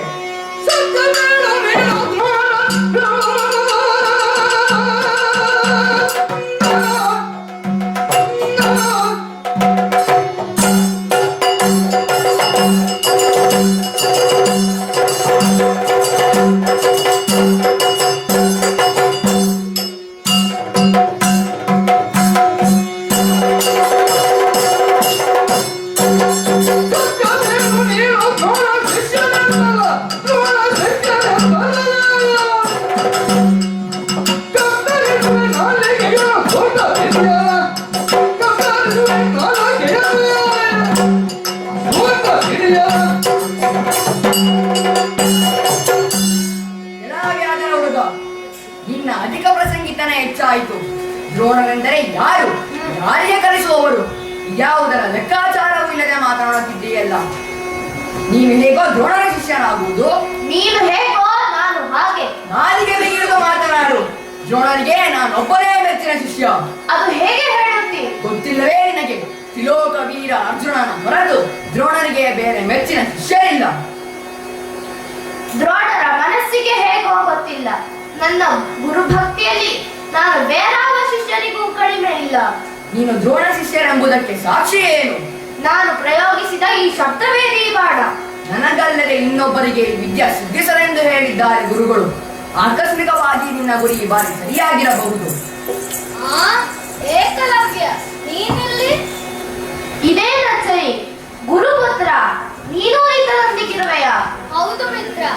ಅರ್ಜುನ, ಈತ ಏಕಲವ್ಯ ಅಂದು ವಿದ್ಯಾರ್ಜನೆಗಾಗಿ ಬಂದವನು. ಅರ್ಧದಲ್ಲೇ ಶಿಕ್ಷಣ ನಿಲ್ಲಿಸಿದಾತ. ಓಹೋ, ಆ ಏಕಲವ್ಯನೇ ಇರಲಿ, ಉತ್ತಮ ಸಾಧನೆ ಮಾಡಿದ್ದಾನೆ. ಅಶ್ವತ್ಥಾಮ, ನಾವಿನ್ನು ತೆರಳೋಣ. ಏಕಲವ್ಯ, ಚೆನ್ನಾಗಿರುವೆ ಅಷ್ಟೇ. ನಾವಿಂದು ತೆರಳುತ್ತೇವೆ. ನಿನ್ನ ಸಾಧನೆಗೆ ನನ್ನ ಅಭಿನಂದನೆ. ಗುರುಪುತ್ರ, ಗುರುಗಳು ಚೆನ್ನಾಗಿದ್ದಾರೆ? ಚೆನ್ನಾಗಿದ್ದಾರೆ ಏಕಲವ್ಯ. ಅವರಿಗೆ ನನ್ನ ಸಾಷ್ಟಾಂಗ ಪ್ರಣಾಮಗಳನ್ನು ತಿಳಿಸು. ಆಗಲಿ, ನಾನಿನ್ನು ತೆರಳುತ್ತೇನೆ.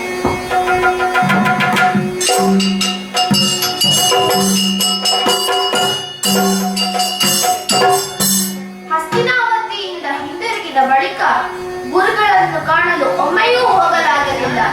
ಇದೀಗ ಗುರುಪುತ್ರನಾದರೂ ಕಾಣ ಸಿಕ್ಕಿದರಲ್ಲ, ನಾನೇ ಧನ್ಯ. ಅಮ್ಮ ಮನೆಯಲ್ಲಿ ಕಾಯುತ್ತಿರಬಹುದು, ಬೇಗನೆ ತೆರಳುತ್ತೇನೆ.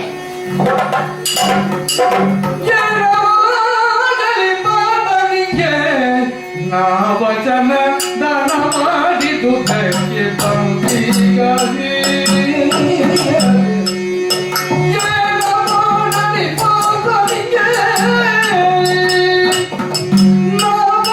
ದಾನ ಮಾಡಿದುದಕ್ಕೆ ಬಂದಿಗಲಿ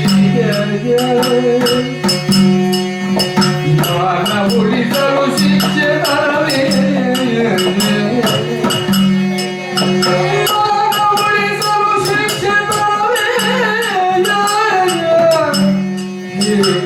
ಏಕಲವ್ಯಗೆಂದು ಹೇಳದೆ ಭಯ ಮಾಡಬೇಕು ನಮ್ಮೆ. ಏಕಲವ್ಯಗೆಂದು ಹೇಳದೆ ಭಯ ಮಾಡಬೇಕು ನಮ್ಮೆ.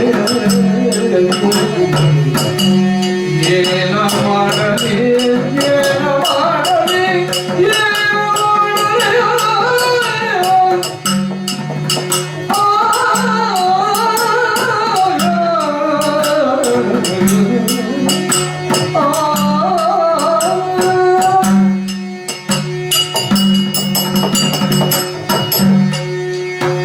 ಜಗತ್ತಿನಲ್ಲಿ ಸರಿಸಾಟಿ ಇಲ್ಲದಂತಹ ಒಬ್ಬ ವೀರನನ್ನಾಗಿ ಅರ್ಜುನನನ್ನು ರೂಪಿಸುತ್ತೇನೆ ಎಂದು ವಚನವಿತ್ತದ್ದು ಈಗ ನನ್ನ ಕೊರಳಿಗೆ ಉರುಳಾಯಿತು. ಈ ಮಾತನ್ನು ಉಳಿಸಿಕೊಳ್ಳಬೇಕಿದ್ದಲ್ಲಿ, ನನ್ನ ಮಾನ ಉಳಿಸಿಕೊಳ್ಳಬೇಕಿದ್ದರೆ ಪಾಪ ಬಡಪಾಯಿ ಏಕಲವ್ಯನನ್ನು ಬಲಿಪಶು ಮಾಡಬೇಕಾಗುತ್ತದೆ. ಏನು ಮಾಡಲಿ, ಹೇಗೆ ಈ ಸಮಸ್ಯೆಯಿಂದ ಪಾರಾಗಲಿ?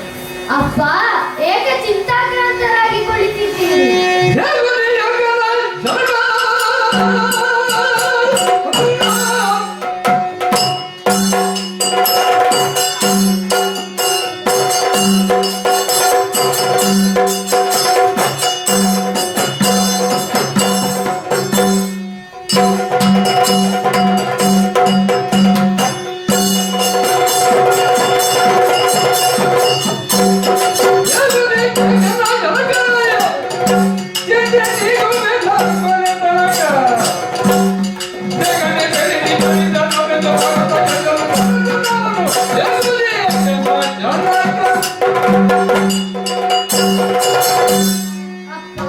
ಮಗು, ಏಕಲವ್ಯನಿದ್ದೆಡೆಗೆ ಹೋಗೋಣವೆಂದು ನೀವೇ ಸೂಚಿಸಿದ ಪ್ರಕಾರ ಈ ಕಾಡಿನಲ್ಲಿ ನಿಮ್ಮನ್ನು ನಡೆಸಿಕೊಂಡು ಬಂದೆ.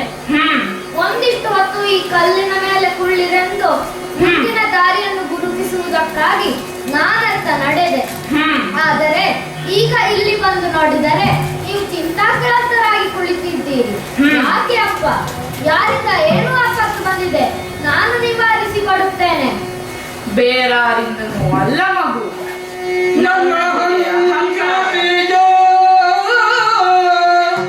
ಫಲ ಉಳ್ಳುತ್ತೀಯೆ ನನ್ನ ಹಂಗಾಮಿಗ ಫಲ ಉಳ್ಳುತ್ತೀಯೆ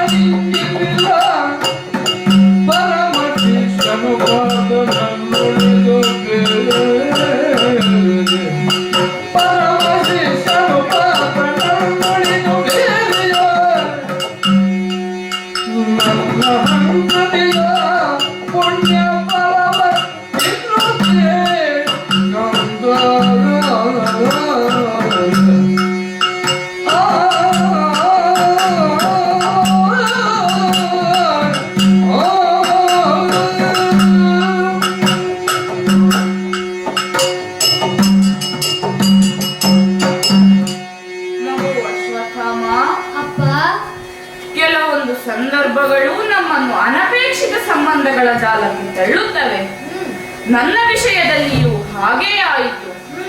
ಅತ್ಯಂತ ದಾರುಣವಾದ ಬಡತನದ ರುಚಿವನ್ನವನ್ನು ನಾನು ನೀನೇ ಮಗುವಾಗಿದ್ದಾಗ ಹಾಲು ಬೇಕು ಎಂದು ಹಠ ಹಿಡಿಯುತ್ತಿದ್ದೆ.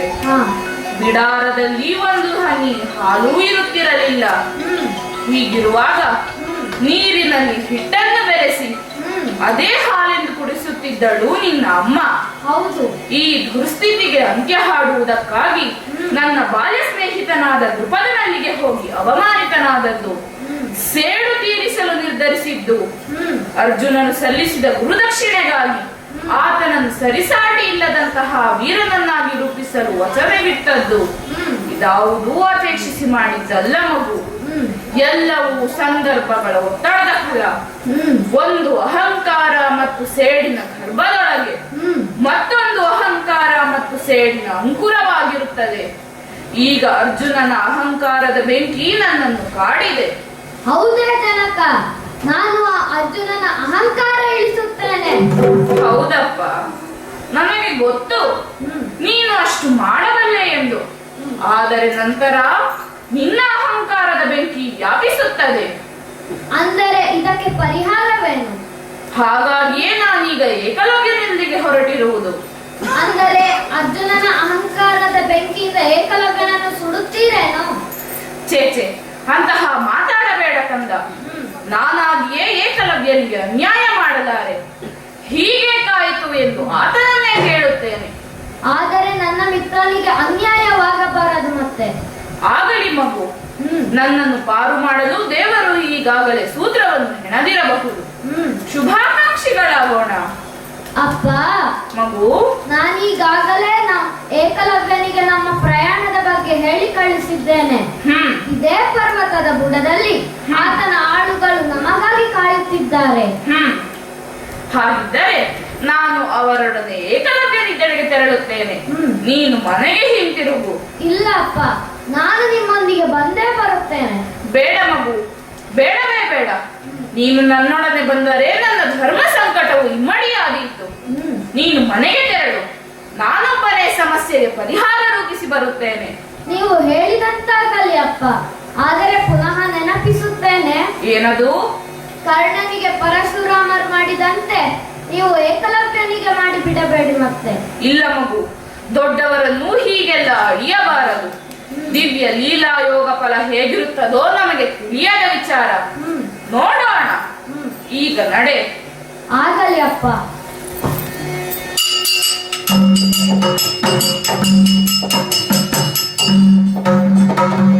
ಏತಕ್ಕೆ ಬರಲಿಲ್ಲ ಊಟಕ್ಕೆ ಜಾತನ ಕುಡಿಯಲ್ಲ.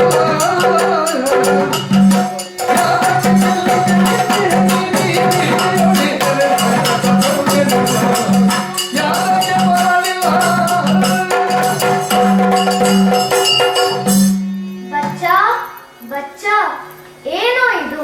ಯಾವಾಗ ನೋಡಿದರೂ ಆ ಗೊಂಬೆಯ ಮುಂದೆ ಕುಳಿತಿರುತ್ತಿ. ಅದೇನೋ ದೇವರು? ನಮಗೆ ಬೇಡ ದೇವರೊಬ್ಬನೇ ಸಾಕು. ಇಂಥದ್ದೆಲ್ಲ ಬೇಡ.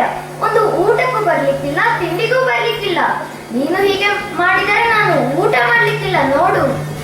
ಅಮ್ಮ, ಹಾಗೆಲ್ಲ ಹೇಳಬೇಡಮ್ಮ. ನನಗಿಂದು ನೋಂಪಿ ವ್ರತೋಪವಾಸದಲ್ಲಿದ್ದೇನೆ. ಯಾವ ನೋಂಬಿಯೋ ನಿನಗೆ? ಏಕೋ ಈ ಉಪವಾಸ? ಅಮ್ಮ, ಇಂದು ನನ್ನ ಗುರುಗಳು ಬರುತ್ತಾರೆ. ಸ್ವಾಧ್ಯಾಯದಿಂದ ನಾನು ಶರಪ್ರಯೋಗದ ಜಾಣ್ಮೆ ಗಳಿಸಲು ಆ ಗುರುವಿನ ಆಶೀರ್ವಾದವೇ ಕಾರಣ. ಈ ಗುರುವಿನ ಪುತ್ರ ಅಶ್ವತ್ಥಾಮ, ಆತ ನನ್ನ ಮಿತ್ರ. ಇಂದು ಗುರು ದ್ರೋಣಾಚಾರ್ಯರೇ ಇಲ್ಲಿಗೆ ಬರುತ್ತಾರೆಂದು ಹೇಳಿ ಕಳಿಸಿದ್ದಾನೆ. ಅಮ್ಮ, ನೀನೀಗ ಒಳಗಿರು. ಗುರುಗಳು ಬಂದ ಬಳಿಕ ನಾನು ಅವರನ್ನು ಕರೆದುಕೊಂಡು ಬರುತ್ತೇನೆ. ಸುಮ್ಮನೆ ನೆವನೆ ಹೇಳುವುದಲ್ಲವಷ್ಟೇ? ಖಂಡಿತ ಅಲ್ಲ ಅಮ್ಮ, ನೀನು ಮನೆಯೊಳಗಿರು. ಜನತಲು ಕಳಿಸಿರಲು ಜಗದ ಗುರು ದ್ರೋಣ ಬರುತ್ತಲೇ ಜಯ ಬಂದಯ ಧನ್ಯನಾದೆನು ಗಾಯಬೇಕೆನುದ ಧನ್ಯನಾದೆನು ಜೀಜ ಜಗದಯ ಮಾನ್ಯನಾದೆನು ನಿನ್ನ ಶಿಷ್ಯನ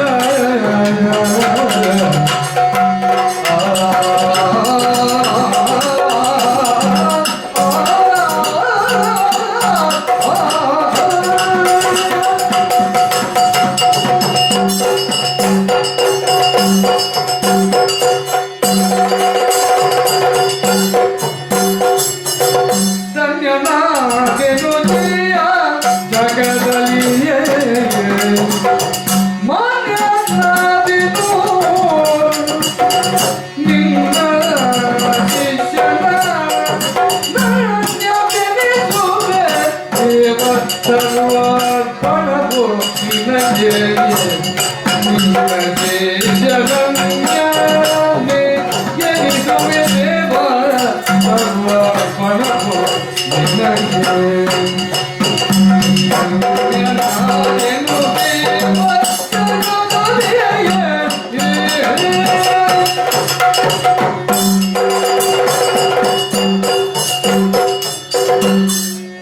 ಗುರುಗಳೇ, ಮಗು, ನನ್ನ ಬದುಕು ಪಾವನವಾಯಿತು, ಹ್ಮ್ ಜೀವನ ಧನ್ಯದಾಯಿತು. ಹ್ಮ್ ಈ ಬಡವನ ಹುಲ್ಲಿನ ಗುಡಿಸಲಿಗೆ ನಡೆದು ಬಂದಿರ ಸ್ವಾಮಿ. ಹ್ಮ್ ನಿಮ್ಮ ಆತ್ಮಶಕ್ತಿಯಿಂದ ನಿತ್ಯವೂ ಬೆಳಗುತ್ತಿದ್ದ ಈ ಗರಡಿ ಹ್ಮ್ ಇಂದು ನಿಮ್ಮ ದಿವ್ಯ ಉಪಸ್ಥಿತಿಯಿಂದ ತೇಜೋಮಯವಾಗಿದೆ. ಹ್ಮ್ ಅಜ್ಞಾನ ತಿಮಿರಾಂಧಸ್ಯ ಹ್ಮ್ ಜ್ಞಾನಾಂಚಲ ಶಲಾಕಯ ಚಕ್ಷುರು ನೀಲಿತಮ್ಯೇನ ತಸ್ಮೈ ಶ್ರೀ ಗುರವೇ ನಮಃ. ಸಾಷ್ಟಾಂಗ ಪ್ರಣಾಮಗಳನ್ನು ಮಾಡಿದ್ದೇನೆ. ಮಗು, ಎದ್ದೇಳು. ಹ್ಮ್ ಏಕಲವ್ಯ, ಗುರುಗಳೇ, ನಿನ್ನ ಸ್ವಾರ್ಜಿತ ಶಕ್ತಿಯ ಮಹತ್ವವನ್ನು ವಿವರಿಸಲು ನನ್ನಲ್ಲಿ ಶಬ್ದಗಳೇ ಇಲ್ಲ. ನೀನು ಶಬ್ದವೇರಿ ಶರ ಪ್ರಯೋಗವನ್ನು ಸಾಧಿಸಿದೆಯಾ? ಹೌದು ಗುರುಗಳೇ, ನೀವೇ ಕನಸಿನಲ್ಲಿ ಬಂದು ಕಲಿಸಿದಿರಿ. ನಾನು ಕಲಿಸಿದ್ದೇನೆ. ಹೌದು, ನೀವೇ ಕಲಿಸಿದಿರಿ. ಹಾಗಿದ್ದರೆ ಆ ಕಡೆಯಿಂದ ಹಕ್ಕಿಯ ಕೂಗು ಕೇಳುತ್ತಿದೆ. ಅದರ ಮೇಲೆ ಶಬ್ದವೇರಿ ಶರ ಪ್ರಯೋಗಿಸು, ನೋಡೋಣ. ಇಲ್ಲ ಗುರುಗಳೇ, ನನ್ನ ಸಾಮರ್ಥ್ಯದ ಸಮರ್ಥನೆಗೆ ಆ ನಿಷ್ಪಾಪಿ ಹಕ್ಕಿಯನ್ನು ಬಲಿ ಕೊಡಲಾರೆ. ಭೇಷ್ ಏಕಲವ್ಯ, ಭೇಷ್. ನಿನ್ನಲ್ಲಿ ವಿದ್ಯೆಯಷ್ಟೇ ಅಲ್ಲ, ಸಂಸ್ಕೃತಿಯೂ ತುಂಬಿದೆ. ಆದರೆ ನರನಿಗೆ ಅದನ್ನು ತೋರಿದೆ. ನೀ ಕಲಿದವರ ಶಬ್ದ ಬೇತಿ ಬಿದ್ದೆಯ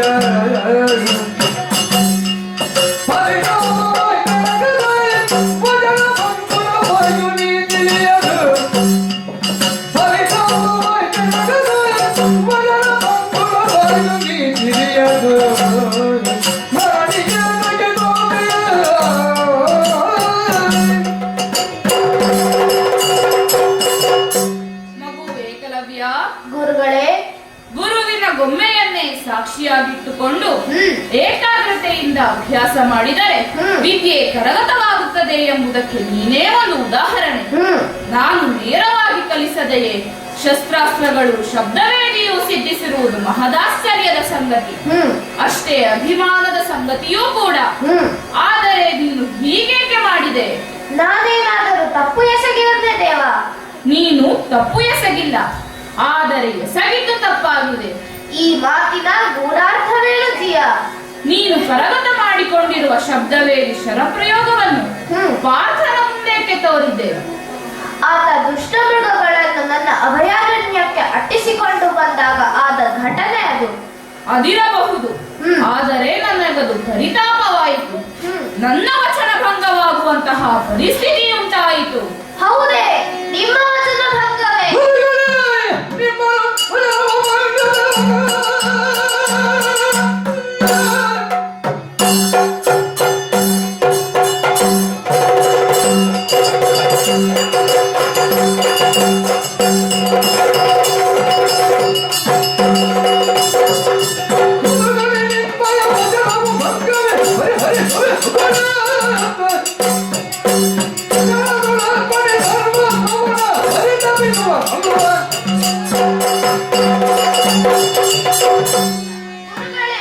ಏಕಲವ್ಯ, ಶಬ್ದವೇದಿ ಪ್ರಯೋಗದ ಚಮತ್ಕಾರವನ್ನು ನಾನು ಪಾತ್ರರ ಮುಂದೆ ತೋರಿದೆ. ಆದರೆ ಅದು ನಿಮ್ಮ ವಚನ ಭಂಗಕ್ಕೆ ಕಾರಣವಾಗಿದೆ. ಅದು ಹೇಗೆಂದು ನನಗೆ ಅರ್ಥವಾಗುವುದಿಲ್ಲ. ಅದು ಹೇಗಾದರೂ ಇರಲಿ, ನಿಮ್ಮ ದುಗುಡವನ್ನು ಪರಿಹರಿಸುವ ಹೊಣೆ ನನ್ನ ಮೇಲಿದೆ. ಇದಕ್ಕಾಗಿ ನನ್ನ ಸರ್ವಸ್ವವನ್ನು ನಿಮ್ಮ ಕಾಲ್ಬುಡಕ್ಕೆ ಅರ್ಪಿಸುತ್ತೇನೆ.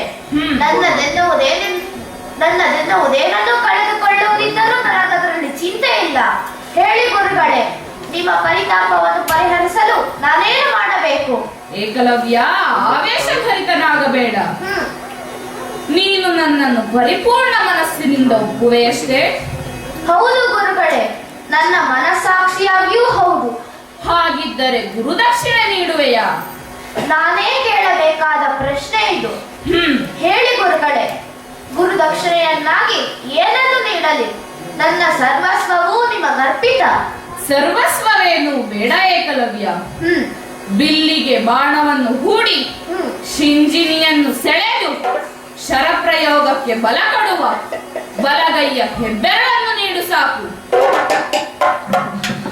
ಏಕೆ ಏಕಲವ್ಯ, ಸುಮ್ಮನಿರುವೆ? ದುಃಖವಾಯಿತೆ?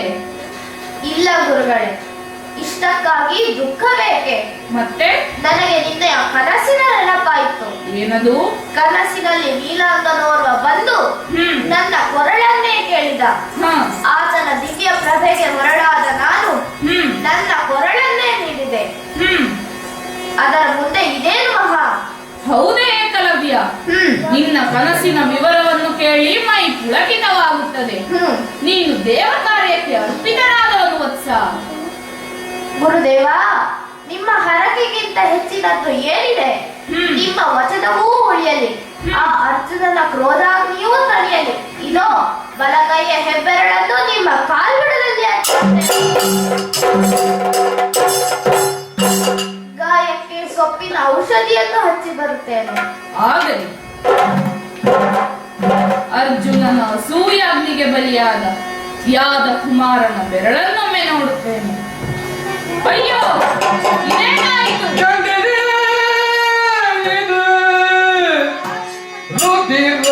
ಜಲದಿ ಪ್ರತಿಬಿಂಬ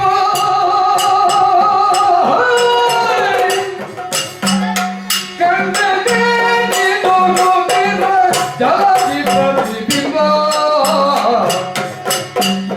ರುಂಡಗಳ ಕೊಂಡ ಬಲಿ ಮುಂಡದಿ ರುಂಡಗಳ ಕೊಂಡ ಬಲಿ ಮುಂಡದಿ ತೆರದಿರ ಕೊಂಡದಿ ಭಾರತದ ಬೆರಳು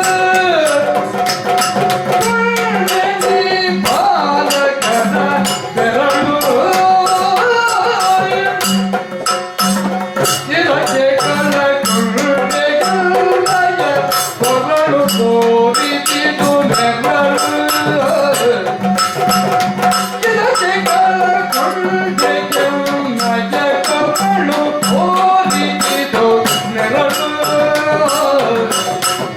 ಕಂಡನೆನಿದು ರುದಿರ ಜಲದಿ ಪ್ರತಿಬಿಂಬ.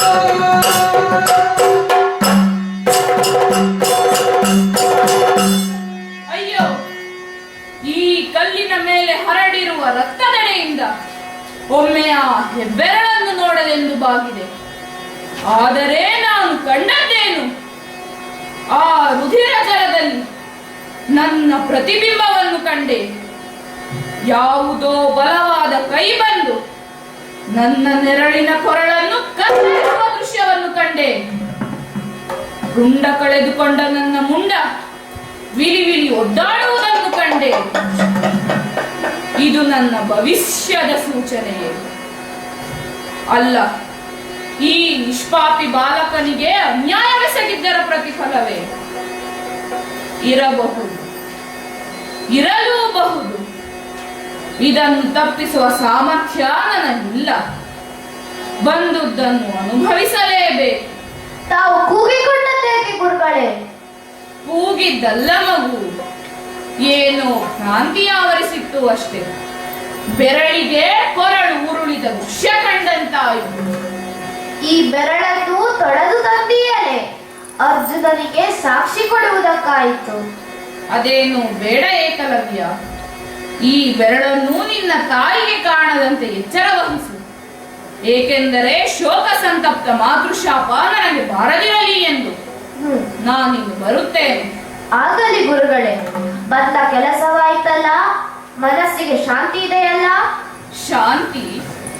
ಅದರ ಹುಡುಕಾಟ ಮುಗಿಯದು ಮಗು. ನಾನಿನ್ನು ಬರುತ್ತೇನೆ. ಶಾಂತಿ ಇನ್ನೆಲ್ಲಿಯ ಶಾಂತಿ?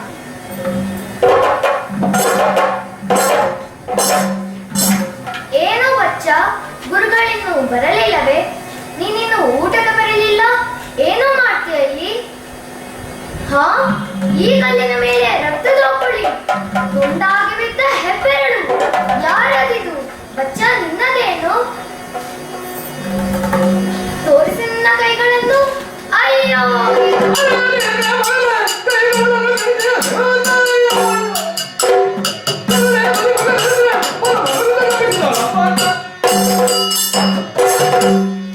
ಆ ಶಿವನೇ, ನನ್ನ ಮಗನ ಕೈ ಬೆರಳು ಇಲ್ಲಿ ಅನಾಥವಾಗಿ ನಿರ್ಜೀವವಾಗಿ ಬಿದ್ದಿದೆ. ಇದಕ್ಕೆ ಕಾರಣನಾದ ಕೊರಳಿಗೆ ಬಲಿಯಾಗಿ ಹೋಗಲಿ, ಬೆರಳಿಗೆ ಕೊರಳು ಬಲಿಯಾಗಲಿ. ಅಮ್ಮ, ಶಾಂತಳಾಗು, ಹೀಗೆಲ್ಲ ಶಪಿಸಬೇಡ.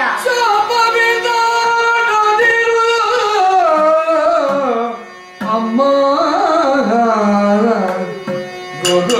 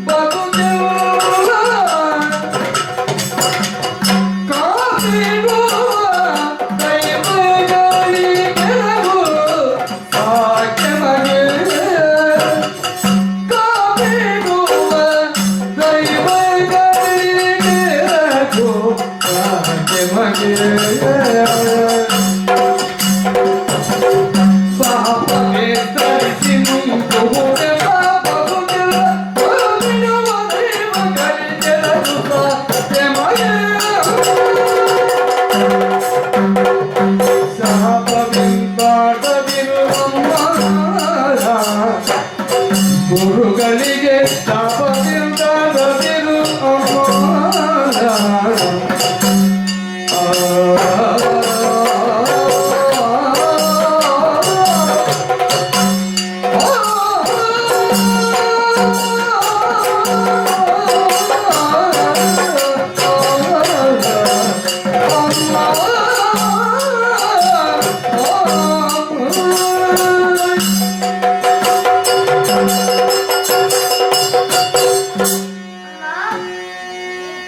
ಪುತ್ರ ವಾತ್ಸಲ್ಯದಿಂದಾಗಿ ನಿನ್ನ ಬಾಯಿಂದ ಕರ್ಣ ಕಠೋರವಾದಂತಹ ಮಾತುಗಳೇ ಬಂದವು. ನೀನು ಶಾಪವನ್ನೇ ನೀಡಿದೆ. ನನ್ನ ಗುರುಗಳನ್ನು ಹಾಗೆ ಶಪಿಸಬಾರದಿತ್ತಮ್ಮ. ಶಾಪ ಶಪಿತನನ್ನಷ್ಟೇ ತಟ್ಟುವುದಿಲ್ಲ, ಅದರ ದುಷ್ಪರಿಣಾಮವು ನಮ್ಮನ್ನು ಆವರಿಸಿ ಬಿಡುತ್ತದೆ. ನಾವು ಮಾಡಿದ ಬಾಯಿ ತಪ್ಪಿಗೆ, ಕೈ ತಪ್ಪಿಗೆ ಆ ದೇವರಲ್ಲಿ ಕ್ಷಮೆಯನ್ನು ಯಾಚಿಸೋಣ. ಗುರುಸ್ವರೂಪನಾದ ಆ ಪರಮಾತ್ಮನು ನಮ್ಮೆಲ್ಲರನ್ನು ರಕ್ಷಿಸಲಿ.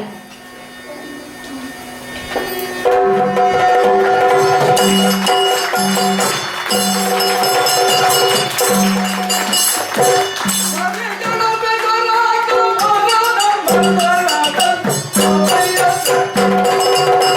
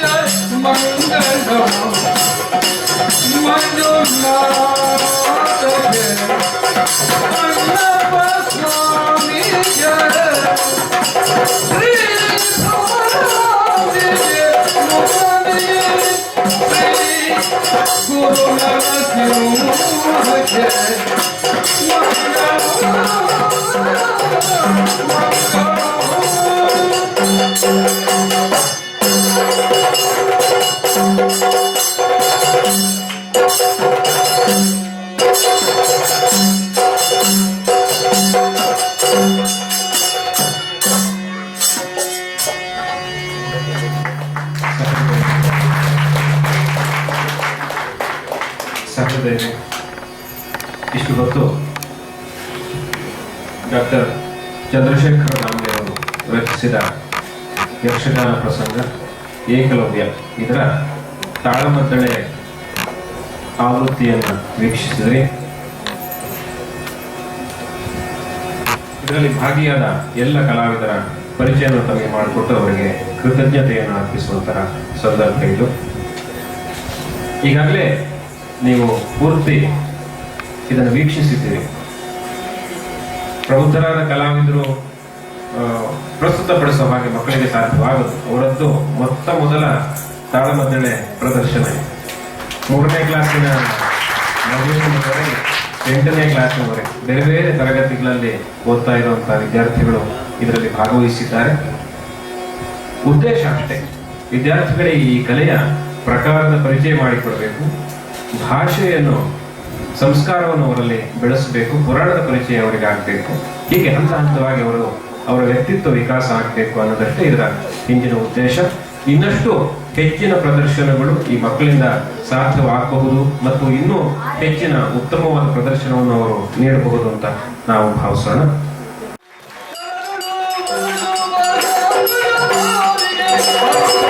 ಭಕ್ತರ